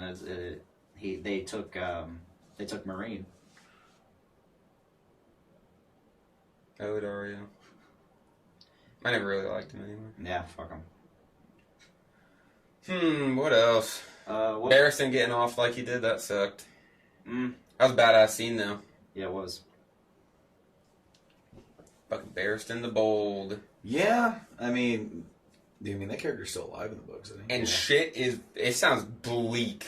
Like they're being besieged and they're throwing like diseased corpses on trebuchets. It's fucking nasty. It's wild. It sounds crazy. I'm reading it, I'm like, Jesus Christ, what the fuck is going on? Sounds like a This is all in Marine or Yeah. where? yeah, in Marine. Okay. So Dany's gone. She did her disappearing act. Okay. So Barristan's in charge. Is Tyrion over there? Oh, there was a badass scene. Tyrion is in one of the sellsword camps outside the city. Oh. Barristan has this badass moment where he like calls out Hizdar, the one who just gets stupid killed on the show. Yeah. And Hizdar's got like, it's like you finally meet the final boss, and it's like, you must defeat my minions first. And you see this, it's just a badass scene of Barristan whooping dude after dude. He beats like 3 people. One of them's got a sword, one of them's got a whip, and Barristan's just fucking stomping them. Like, they're fighting a little bit, but the way it's described, you're like, oh my god, like he's in a castle and he's just running through this old badass knight whooping everyone's ass. And then he gets to Hizdar and he's like, oh, please don't kill me. So then he takes Hizdar captive. Oh my goodness. I miss Barristan. I'm so excited to finally be on Dance of Dragons. Because they switched, because with the 4th and 5th book, they split the characters. Mm. So I'm excited for, because this one's got the Marine perspective again. Jon, Tyrion. I forget who else is. What is that? The final book that we got? Mhm. Okay. Before Winds of Winter, Yep. yet to be seen. Mm-hmm. I wish some people had like a drone cam, like a live feed on fucking George R. R. Martin, just to see what's he doing instead of writing Winds of Winter today. He's in his backyard in New Mexico, not wearing any shirt, but still wearing the suspenders and the hat. And the hat. He's out there at the grill making hot dogs and hamburgers because it was just Memorial Day weekend. He's like, Yeah. he's out there like doodling on, like. Doop. In between flips, he gets in his giant hamster ball and just rolls around the yard. That's probably one of my favorite pictures of all time. Yep. Here we have George R. R. Martin doing literally everything but writing the new book. I think in the blog post that he put up right after the finale, he said he's got like 4,000 pages of manuscript. Jesus Christ! You Wow. know you can make like a fourth of that the book. I imagine a lot. I think the way he worded it is that some of it will go into Dream for Spring. Yeah.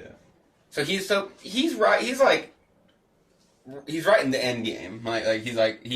He's tying up all the loose ends, and We also have to remember that the writing style that he's chosen for these books is a little bit different than just a general narrative perspective. mm-hmm. So it is a little bit different to drive the story forward just from the perspective of a certain character per chapter. Mm-hmm. Completely different. So when you're trying to put all this together, that's got to be a different level of author mindfuck. I love that. So the people that helped him write the history book, Mm-hmm. He has said before, he's like, they know it better than I do. and he straight up said, because he does wild shit where he'll mention a girl with brown hair and blue eyes at an inn in the Reach. And then 3,500 pages later, books later, that detail's brought up and it matters. So he said that there's times where he's like, oh, Alio, or whatever the fuck their name is. Like, I was just thinking about doing this with that one character. Can I do that? And like, no, George, page 345 of book 4, you said this. Oh, thanks. Yeah, because he'll try to include them and then they're dead. And he forgot, yeah. And then he forgot that he It's a killed very them. professional R&D department. Yeah. Well, They're on top of their shit. And if you go to YouTube and you want to look up theory videos, there are people who have read this front to back meticulously 10, 15 times and like know all the wild, crazy details, and you're like, it's one of those things where, especially with a book like this, like first read through gets you really intrigued. Second read through, you're paying attention to other details because you're well aware of the story. And the more you do it, the more you realize just how fucking wild of a story he's writing. Because, there's a lot of food talk and a crazy amount of food talk. But just the details are just mind blowing. Like in the books, Bran goes to the Isle of Faces, and her and Pod, and they talk a lot about the Hound, and they talk about the Gravedigger, but you don't see the Gravedigger, you just see that he's a big dude. And before the show, there's crazy speculation that the Gravedigger was the Hound, and then the show picked up on it and actually used it. So, but it's one of those things where in the books they have not told you that yet. You're just given that little bit of that someone mentioned that the Hound was fucking Reeve a couple cities over, tearing shit apart. And then it's something. It's an aside of Pod going noticing the big guy off in the corner, the huge guy off in the corner. And then they start talking about the Hound. So they don't insinuate, they don't tell you, like, well, is that the Hound over there? That kind of looks like the Hound. But they're absolutely hinting at shit like that. And he does that so often. It's such a satisfying experience. Yeah. Delving into all the wild shit that he's got going on. And I'm okay with him spending forever, because if he does it right, then it's going to be Well, fucking phenomenal. what was the span between books? Like 1 and 2, 2 and 3. I'll look it up. It just gets longer. In-house R&D right there. Yeah, That's it what I'm gets a talking little about. bit longer. It's only a couple years between 1 and 2. Yeah. and just takes a little bit I'm longer every time. I'm currently still reading, so I had to reread. And I haven't even finished the chapter, but I had to basically reread a whole chapter of Fire and Blood because my marker got taken out in the month between readings.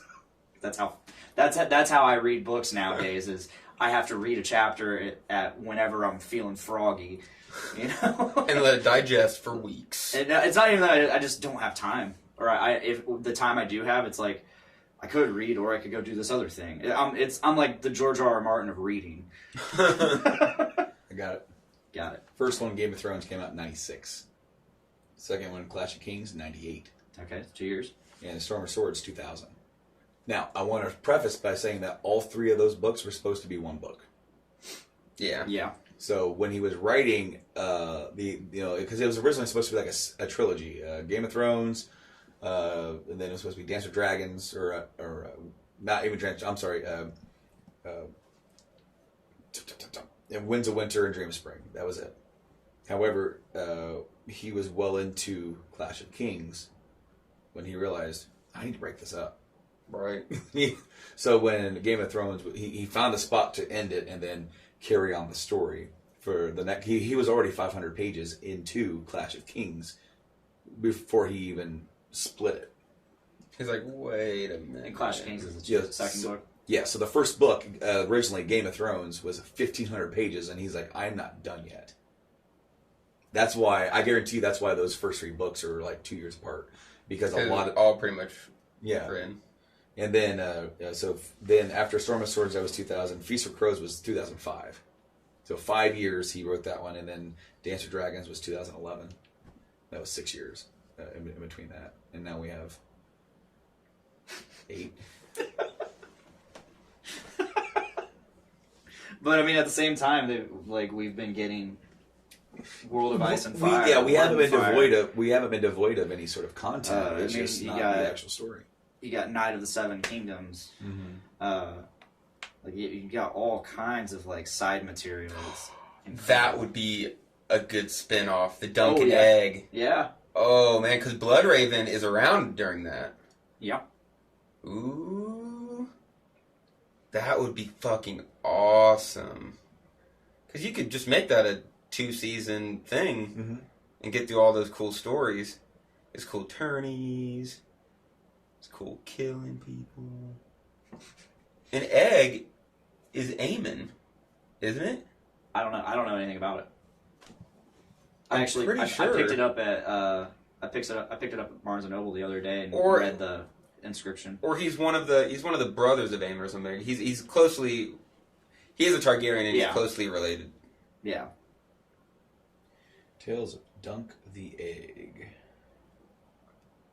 Those are good quick reads. Okay. They follow the adventures of Dunk, the future Lord Commander of the Kingsguard, Sir Duncan the Tall, and Egg, the future King Aegon, fifth of his name, Targaryen. One of Aemon's brothers, I believe. Some 90 years before the events. Yeah, no, and that's the really cool thing about a lot of these side shows or prequels or anything. They don't necessarily have to sit there and be a 10-year venture. Nope. If Sure you're going to don't. have all these different ones going, you can have different lengths. 2 seasons, 3 seasons, 4 seasons, and that's the end of it. And then there's so much more to go off of. You're going to have a cycle. It's almost like how crazy they're going with The Walking Dead. It's like you had the main series, and then they had a second series. Now they're having a third series. Now they're having Rick Grimes movies, and it's like now they want to do they said, AMC says The Walking Dead franchise on television is still in its infancy, and I'm just like, Jesus. No one asked for this. I'm like, bro, look. Stap. I was on board for a while, man. You done some creative things that have left me behind, and I still haven't gone through to watch the last season. But it's like, man, I don't know. I think it's a bit much for me. But to that point, they for Game of Thrones, the main story's done. They could do a similar thing where you have basically, it all depends on what their schedules of filming and shooting and all that stuff. You never really have to go a year without a Game of Thrones something, and it doesn't necessarily have to be the next season of whatever. It can be this year it's this season, next year it's that one, and to have different titles for each one. And then it's like they can take their time with it, do their thing, and just like what's that? Sherlock. You know how Sherlock does their show over there in BBC? Mm-hmm. Dude, they do like 3 or 4 episodes, and that's it for the entire season. But it's like almost like a feature-length movie for every episode. And so they get Benedict Cumberbatch, big movie star now, right? Yeah. Yeah, but he hasn't done they haven't done a series or a season of Sherlock in a while. But he would bounce back and forth because they would come in, tell their story, and then it would be like 2 or 3 years before they would come back to it. Because that's cool. Because then it's like when you do get it, it's like, wow, this big story that you're getting interwoven, it's like a movie every single week, and then you're done for a couple of years. Is it Sherlock Holmes? Yeah. Mm-hmm. I have no You've never heard of idea that? why I'm unaware of this, because that sounds fucking awesome. And it's just a completely different way to do a series. Because it's almost like a mini series every 2 or 3 years. Isn't it like a modern day Sherlock Holmes? Yes. Oh. Yes, and I have not sat there and watched it. I've seen it because my wife has watched it, right? And I've seen parts of it, and like Sherlock as a character is always very quirky, right? And so him interacting with Watson and everything, it's like I like it because Benedict Cumberbatch he's a great actor. Oh yeah, he pulls a lot of different things into it, and watching it, so it's like that's one of those things where it's like, man, I want to start watching that, and I'll say that, and I won't watch it for another 5 years, but. Just that kind of thing where you have all these different stories, 2 or 3 different things that they want to do. You don't have to be hyper focused where you're like, now we're on to the next season. It's like if you can get some really big actors that come in and dedicate themselves, give them some time off in between to go do their own stuff and their movies, and then try to just take your time to write the next season, the next big part of the story, and that's because you're not. It's interesting that the TV doesn't take that approach as much as because movies. I think of James Bond. Yeah. Throw out a movie, wait a couple of years. There's no schedule. Right. It's not every 2 years, every 3 years. It's whenever the fuck we decide we want to do another one. Mm-hmm. Maybe people wouldn't get burnt out doing these long ass shows if you just gave it a little more time. Yeah. And as I said with the Game of Thrones, you're always gonna have another. Story around the bend, so it's like at that point the fans are juggling 3 or 4 different Game of Thrones series, but they're not like how Walking Dead. It's like Walking Dead's over. Stay tuned next week for Fear the Walking Dead. It's like, well, that's man, you're just kind of like that's like a football season that never ends. It's like, It's like at some point you're just like, do we get a break? Yeah, you're not giving me time to digest it. Right. But I would love that where they just kind of take their time. It's not yearly. And, it's like, man, it took them 6 years to tell 3 seasons, but damn, were those some 3 fucking awesome 3 seasons. I'd be okay with that. Yeah. I mean, we had nearly 2 years to digest season 7.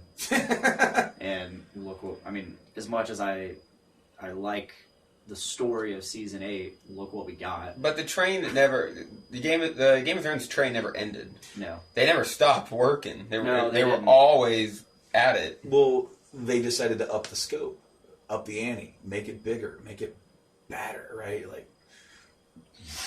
You're never going to see, will we ever see a battle on TV the size and scope of what we saw for episode 3? That was something that has never been done before. 55 nights. Of right. Nights. That's one thing that documentary is really cool because you get to see how stressful it was and how long they just weren't sitting around not doing anything for a year before they started working on it. They were hard at work trying to get. They took them 7 months to build the part of King's Landing that they destroyed. Right. 7 months just to build that, and then they shot a couple of scenes in it, and then they destroyed it. That was awesome. Yep. I could just imagine being the dude that spent all that time and did all that stuff, working, making all that stuff look real. All right, now they're done filming. Already? Can we get some pictures first? Because right. I'm actually pretty proud of this. Give me a big Well, party. you could be like Del the Snow Guy, just putting some snow a little bit. I'm doing something check- wrong. check I need out- to get a job Check out like this. that. This is for the portfolio. What do you do? I was the guy that placed the snow on Game of Thrones. I won an Emmy. Yeah, I won an Emmy for placing snow. The dragon phase, like, well, there's not gonna be a lot of snow here, so they only brought me in. He's just the guy in the background while everybody's doing like all the really like big stuff, and he's just like shuffling snow with like a little garden shovel. Just right here. Oh, this one's for the Instagram. I definitely love the documentary. The only thing I wish the documentary would have shown, because so they showed Daenerys and Jorah's death scene. Mm-hmm. I wish they would have showed Daenerys' death scene Yeah. and the actual filming of that, seeing like what Kit Harington went through. Right. Emotion. That would have been cool. That would have been really cool. I want to see that. Very so interesting bad. how like they do all these big scenes and death scenes, and yet that's not the last thing that they film. Right. Because like they still had to come back, and she still had to film stuff on. Yeah, his like, last Kit's last scene was Grey Worm the Grey Worm scene with the Lannisters, yeah. Mhm. And then you had her last scene was like, she did some stuff on like a closed set for the dragons, and then I think one of the last things they shot, well, at least it's what it makes it seem like in the documentary, is her and Kit looking over where she, where she's like, the dead are already here, and she walks off to go storm off on the dragon. That's the last thing she shot for the whole thing. That's crazy to think that, And then I remember reading, this is back in season 4, the actress, did play Ygritte. Her last scene that she shot was the death scene with Kit. And she was so happy that was it, because there was so much emotion put into that. Yeah. That she would have felt really weird having to film that scene and then come back in like a week or something to film. Yeah, that Some has to be stuff. so weird. And To not film things sequentially. well, and then like when you do reshoots and you're trying to place spots. Really quick offshoot, when they were doing the in-game stuff, the original ending did not include an "I am Iron Man" snap. It was just a snap. And then some guy goes, you know what? He should say, "I'm inedible," and then it'd be a great line. He said, "And I'm Iron Man," and they're like, "Dude, yes, get him back in here." And then they had to talk Robert into it, because he's like, he had to get himself emotionally back in that same state of mind, right then and there. And they had to sell it on him. They're like, "This is going to be the best line you're ever going to say in any movie of any time." And then, of course, they did it, and like they were right. It's an amazing moment. But just think about that as the actor, like, you're done, man. You've washed your hands. Like, all right, this is going to be great. I can't wait. I've written off the character. I had this tenure right. It's awesome. Hey, Rob, we need you to come back and refilm the death scene. Fuck you. I don't fucking think so. He's dead. So yeah, I could just imagine how the kind of toll, and as we said, like all the actors. There was the scenes with her last day on set for Amelia getting the makeup and the hair done, and she was just like, so weird. Mm-hmm. That's so weird to think of it being done. Like, she's very emotional about it, and they all were, like even at the table read, they were all emotional, Yeah. So I just got a text from Miranda saying, like, who I also was, she was supposed to be on this show. I had a mic ready, all armed and everything. Never came down. And I get a text, I totally just passed the fuck out. It's all right. Yeah, it's all right. We had a really good conversation. It's funny. She was like really pissed that she couldn't be on this show because she had to work. Well, she called in last night, so she could have been on it. Damn it. I know. Well, you know what? I completely understand her sentiments just passing out, because Yeah. that's kind of what I would have done today if I wouldn't have come here to do this. Mm-hmm. So. All right. I think we're hitting the 2-hour mark. Yeah, man. I don't know if there's really that much more to really hammer home. I mean, we already said, like, what was your favorite season? My favorite season? You, I think it's pretty unanimous. Season 4. 4. I love season 4 for everything. I mean, you have those amazing moments with Tyrion where he's like just throwing out all of his emotion, like to the Queen, to on his trial. Oh, that's one of my favorite scenes of the whole show. Yeah. When Tyrion's like, "You fucking people, you have no idea what I did to save this city, and y'all you've always hated me." You had that. You had all the Oberyn stuff. You had That was, you know what? Okay, like, you know, and now I've said this before, and I'll just summarize it. I was spoiled on a few things coming into this. Ned's death, I knew was going to happen, and I knew about the Red Wedding, and I knew when it was. I didn't know what it was same. or how bad, right? So, like, because it was all the hype, right? Right. I actually also knew about Jon's death because the article that I read right when the show's getting ready to start. It's like, yeah, the most recent book killed one of their titular characters, you know, like Jon Snow. I'm like, I don't even know who that is. I don't care. Right. But then you're watching it and you're like, I think I remember he dies too at some point. You know, and I didn't know what or why or how. It was just the moment where, you know, 5 were like, oh, shit. Yeah, right. But anyway, one moment that me and my wife both went was the Oberyn head's, like, water. Oh, yeah. We were like, and then that look of Tyrion, like, ah! yeah. We were all like, Fuck! And that was it. We were, fuck. But, okay. That was such a good He scene. had him. He beat him. What? Fuck. I started it around the same time. I think we discussed we all started around the same time because it was in October 2014, I think. Yep. When I started. I started. So I actually, in my Facebook memories, that popped up. Mhm. Does anybody have seasons 1 or 2 of Game of Thrones on Blu-ray? And Rob, he popped in, said, "I got it." Or no, I think it was Gretchen that said, "Me and Rob have it." 2 weeks later, I started watching it. Okay, yeah, because like it was around that time, we just powered right through those seasons, you know, and like we had a couple moments. Oh yeah, you know, the Red Wedding. That's what that was. You know, my wife was more than me, but I distinctly remember that moment of. Oh, I know. I was it's like, a- I remember watching that, and as soon as it was over, and they played, I watched the next episode immediately. I was like, how are they going to continue this series? Like, they just killed off half of their main characters. Like, what is next? Like, there's only villains left.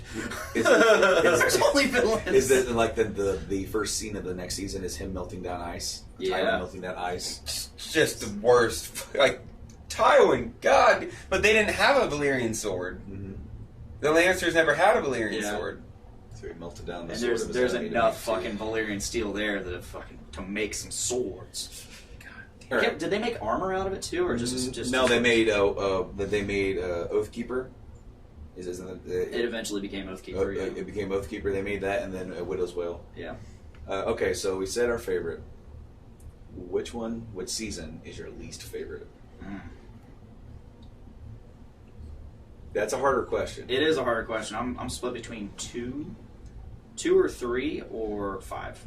But going back through it, I like 5 more than I did when I first watched it. But going back through, I like seasons 2 and 3 a lot less.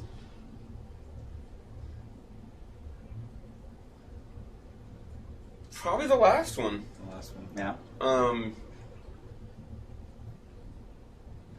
Yeah. Minus 5. And exactly for the same reason that you mentioned earlier. The waiting, the spinning the tires. Mm-hmm.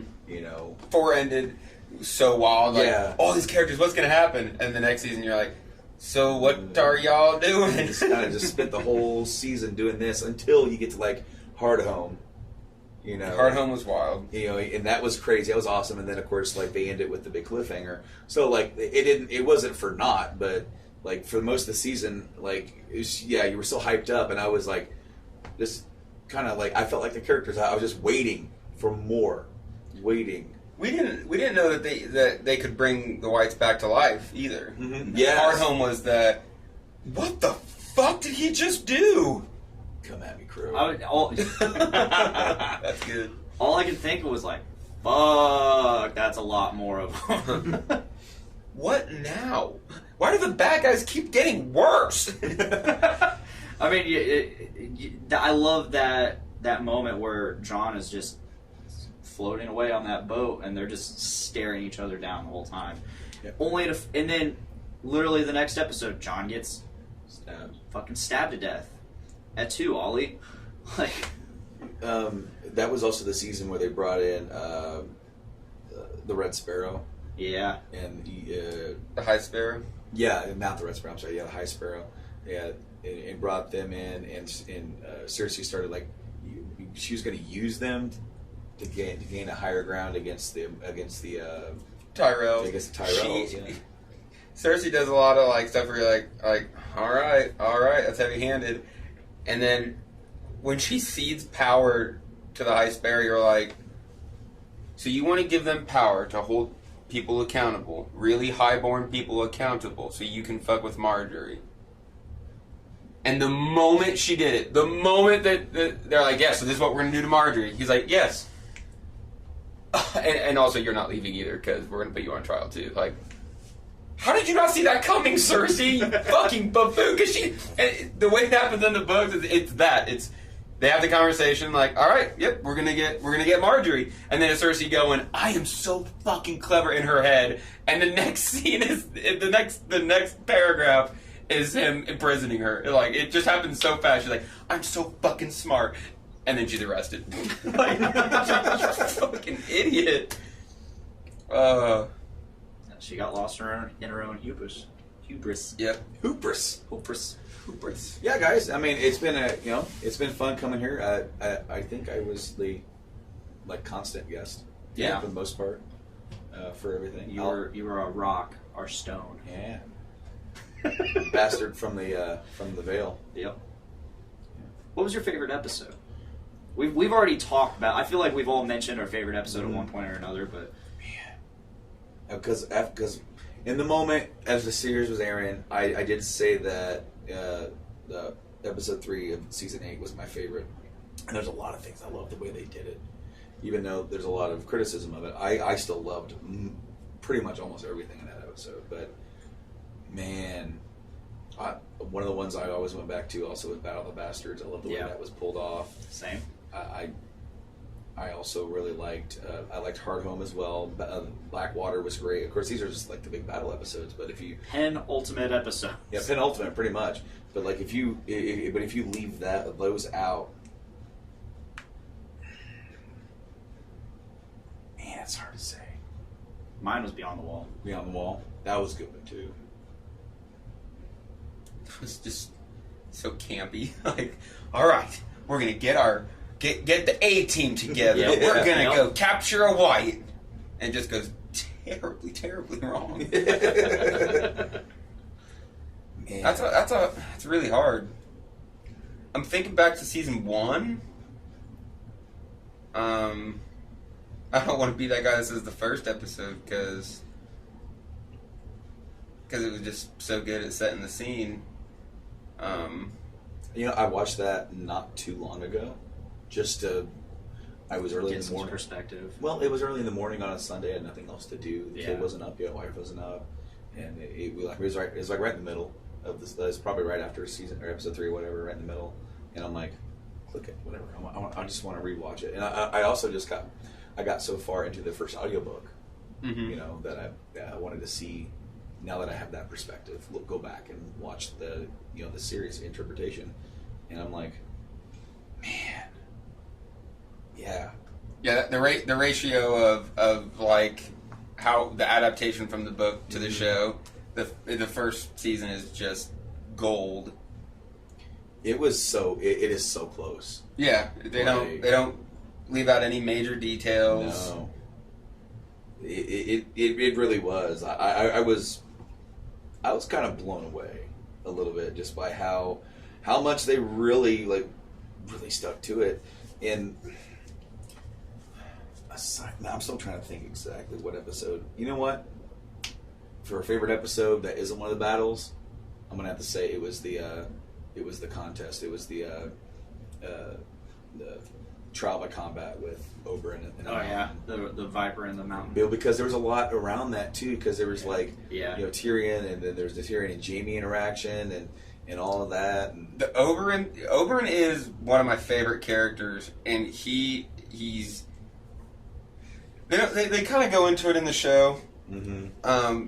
That he was already a big badass, and then when shit went down with his sister getting killed, he went on a fucking quest to do everything he could possibly do to decimate the Lannisters. He went and earned a couple links on his maester's chain. He learned all about poisons. He joined a sellsword company, and he's so, because the Dornish, they're so sexual and they don't give a fuck about anything, and they're so prideful, and he's so witty. But then, when it comes down to it, the first conversation with Tyrion, he's like, "I'm here to end this. I'm going to solve this thing that's been looming over our heads for 16 years," and just episode after episode, seeing him get fleshed out more, and then the fight with the Mountain, where he's just like it happened in the book, he's just yelling it again and again and again. Say her name! Say her name! And one of the number one expectations being subverted. You're so excited. You're like, he's actually gonna do it. He's gonna do it. And then no, and it just goes down so fucking fast. Yeah. Yeah, that episode is episode 8 of season 4, The Mountain and the Viper. The little synopsis: unexpected visitors arrive in Moldtown. Littlefinger's motives are questioned. Ramsay tries to prove himself to his father, and Tyrion's fate is decided. And then the next episode after that, The Wall, is the Watchers on the Wall. So that's like a 1-2 punch of episodes, because that episode in 8 leaves you with, oh my god, what's going to happen? That's why season 4 was just so. And the next fucking episode, good. at Watchers on the Wall, you don't get any of that. It is completely up there, and you have to wait to 10 to get the falling out from that. Yep. Man. And that's a great episode too. Yeah, 10 where it was, man, when Tyrion gets out and Jaime lets him out. Does he tell him does Tyrion tell Jaime that he killed Joffrey? Because he does in the book. Because they're getting ready to leave, and he's just because Jaime, when he's escaping, Jaime tells him the Tysha thing wasn't true. He said she wasn't a whore. Dad made me tell you that, and he was so fucking pissed that when Jaime asked if he killed Joffrey, he said he did. He said Cersei is fucking this guy, and this guy, and I killed your son. He just blows up on him, trying to piss him off. I don't think he says that in the series. No, but it's a huge, and they've not got back together in the books yet. But Jaime doesn't care. Jaime doesn't care that Joffrey died at all. At all. He doesn't give a fuck at all. He doesn't even really care when Tywin dies. Jaime is such an interesting character. He doesn't care about any of his kids because they're not his. Right. And he was never allowed to act anything like a father. That was the cool thing in the series that they did with, you get that one moment with the daughter Marcella on the way back. Oh my god. Where I forgot about that. Where they have that father-daughter moment. They have that moment where she's like, I know you're my dad, I'm not an idiot. And he's like, but she goes, and it's okay. She goes, well, because and then down there, her being in Dorne, and she kind of sees more of the inter-family relationship and how that works. She goes, it's okay, I get it. She goes, you love mom, and she goes, and that's okay with me. That's fine. And we're not a bunch of deformed incest. Yeah, no, we're fine. And then she's like, see, no webs. Well, and she was really wanting to get a chance to know Jaime as her dad, and said, I want to know you that way. And you could just be happy for him in that moment. Finally, where you're like, hey, I get to experience being a father, and then she dies. That was one of the better bits of writing where they went on their own. Mm-hmm. I thought that was really well done. And then she died. I loved it. Like, happiness. No. No happiness. Yeah. So yeah, well, you said your favorite episode or no? I just said a couple. It's really Okay. hard to choose. I mean, all those episodes are just insanely good. I mean, it having heard them, it makes me question my own choice of actually having a definitive favorite episode. But yeah, Beyond the Wall, still my favorite. And I guess I'll say, since for some reason, I think it's just the way we're programmed nowadays, is we end up talking about a lot of things we don't like. Mhm. But I can say definitively that this is my favorite show.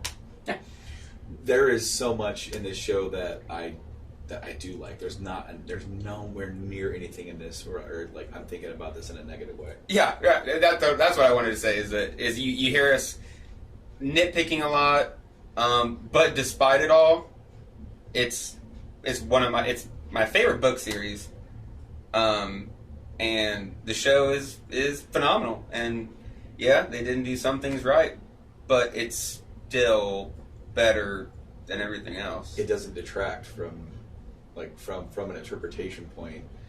It is so much better than most everything else out there. Yeah. Yeah. So I can't wait to rewatch it from beginning to end, just to flow Yep. through, not have to wait, not have to do Yeah. anything. Because I'm wondering if that's going to help kind of change my perspective too, just on like how when you're flowing right through the entire series and you get to those last 2 seasons and they flow right through, it's like, is that going to change my mind on anything? You know, because you forget a lot. Like when I go back, I've been listening to the audiobooks a lot, and like Arya at the very end is just this little fucking wisecracking, scary little woman. And her story's wild. Like she goes through so much shit. First in Westeros, and then she goes into a bunch of wild shit over. Like you forget things like that, So I'm very, very excited to go back through too. all the scenes with Arya and Tywin. Oh yeah. You know, That was good stuff. Those are great scenes. I remember talking with Nick Torres, and when I started watching it, of course he had watched season 4, and I think he said that he had rewatched the entire series leading up to it, but it's been like a few months by that point since he'd actually thought about it. And we were talking about everything, and one of his favorite things, and mine too, especially for the first part of the series, is that, like all these different character pairings that we come up with, Yeah. and what you would always see a couple of them at a time, So like you like with Arya, and then the Hound, but before that it was Arya and Tywin, and you just like all these characters would work off of each other, and then of course we would still get that as the entire series went on, but of course it would mean even less once they all kind of got closer together in the same area. Yeah.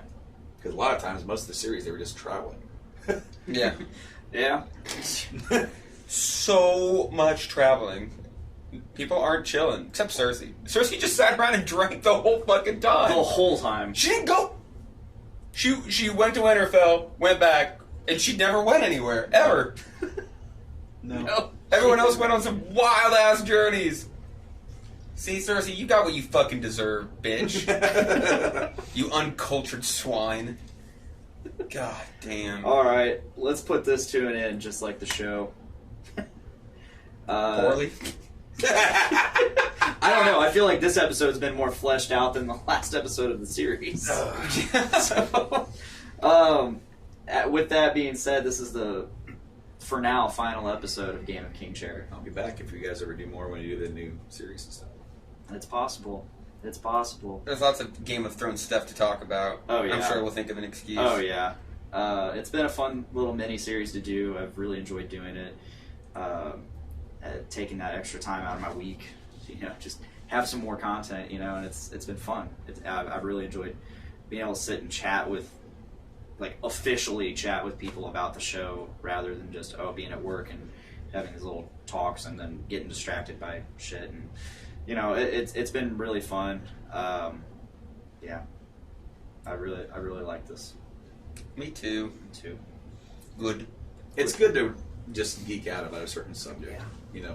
Take some time to really just dive in. And Brando, it's been really great having you on here several times. Yeah, it's been great being here. It's been, it's a good escape. Like I spend most of my time just talking about games. Yeah. You know, Plug that shit. yeah, Game Addicts podcast.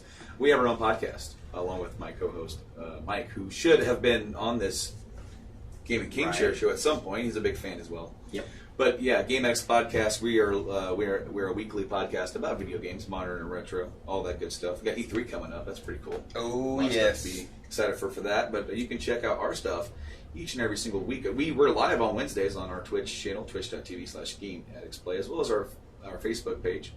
Check us out on social medias on Facebook, Twitter, and Instagram at Game Addicts Play, and on our YouTube channel. Go and search that. That's pretty much the one-stop shop for everything Game Addicts Podcast. All our gameplay, all of our podcasts are there. And if you like podcasts, if you're listening to this on Podbean, guess what? We're there as well. We're on podcast services around the world, expanding that front. Every single Thursday, the episode goes up. Like Apple Pod. Did you know they're actually like Getting rid of iTunes. getting rid of iTunes, and they're bringing out three new apps to replace one app?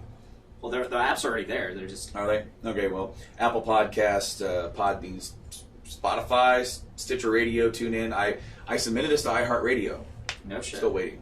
But yeah, we're all those, man. And also on the Podcastery page, Podbean and Apple on their podcast service that they have on this great feed. The Game Addicts Podcast, have some crossover content. We did our first episode of Game Addicts Eat, Yeah, where we tried the vegan Beyond Burger from TGI Fridays. that's a Payless now, by the way. Is it? Yeah, Is I saw it. Oh, dude, I'm gonna have to check that out. That dropped yesterday. Yeah. That episode. That is, you know what? And there might be some audio issues with it. You might hear some fading in and out. We were in a different setup, recording on a different thing. So if we do it again, that's going to be in the mindset. Hey, you know what? There's always growing pains when you start something new. When you do something new, there's always going to be some stuff out there. Of course, that's also on our YouTube. But the video for that's on our YouTube channel as well. But the only place where you can hear that audio is on the podcast feed. So download that wherever your fine podcasts are available. Thank you for your creativity and giving me some content to throw up on my feed. Absolutely, dude. Absolutely. It's good to hang out. It's good to cross promote and help grow. Yeah. I've been sharing the fuck out of your thing on our Twitters. I really appreciate that. While we've been sitting here, like I've had like 4 or 5 likes and shares from this feed because I shared the Facebook and the Twitch. Sometimes if you see me just put the phone down and start typing, that's what I was doing. Yeah. Nice. You know, You're on it. You're on it. I try to be. It's hard to remember that kind of stuff when you're just Oh, I know. going to be into it. I've always told myself I'm gonna start taking pictures like while I do my shows and and then throw them up on Instagram or my stories or something like that and just hey, we're doing this right now, we're live. I did that for a while and I actually put up like little clips from the show and I actually edited them. I've done that too, like with Snapchat and all. I actually took the clips while I was editing the show. I selected like 60 seconds or 50 seconds, exported that, copied that to my Dropbox, copied that to my phone to upload it to Instagram because you can't upload it via the web browser. Yeah. And it just, I did it a few times. It was cool. I did it for the one where I licked the Switch cartridge. Yeah, I remember that. Wow. Yeah. Yeah, they taste horrible. I bet. Yeah. They're awful. But like I did it just for fun, and then I threw it up there. But All right, and Nick, when I came up with the idea for this show, I couldn't have thought of a better person to co-host this with. I mean, it was definitely between you and Brandon, and like you were definitely the first option because you're one of the reasons I got into this show. You're one of, because I mean, despite getting into it about the same time, like I remember being in our friend group and just hearing about Game of Thrones nonstop. Oh yeah, we were on the ground level. Yeah, We really got into it extremely hard, very fast. yeah. It's what got me back into reading. I hadn't read a book in 4 or 5 years, and then I watched the first 4 seasons, and I was like, I'm gonna go read these books now. Yeah. So I was there for that too. Game of Thrones has changed my life. It's changed a lot of our lives, I think. So go ahead. Cool. Go ahead and plug your stuff. You have shows. I got some plugs. Get some plugs. I've got a couple podcasts myself. We do Brews with Dudes. We sample new beers every week, anywhere from 4 to 5. Brand new beers. We pretty much just bullshit on top of that. We're not snooty. You can be an everyday listener, and we'll describe it like, this tastes like a dirty sock and stuff like that. We've also got Dungeons with Dudes, which we run a couple D&D campaigns and then just play board games, card games, shit like that.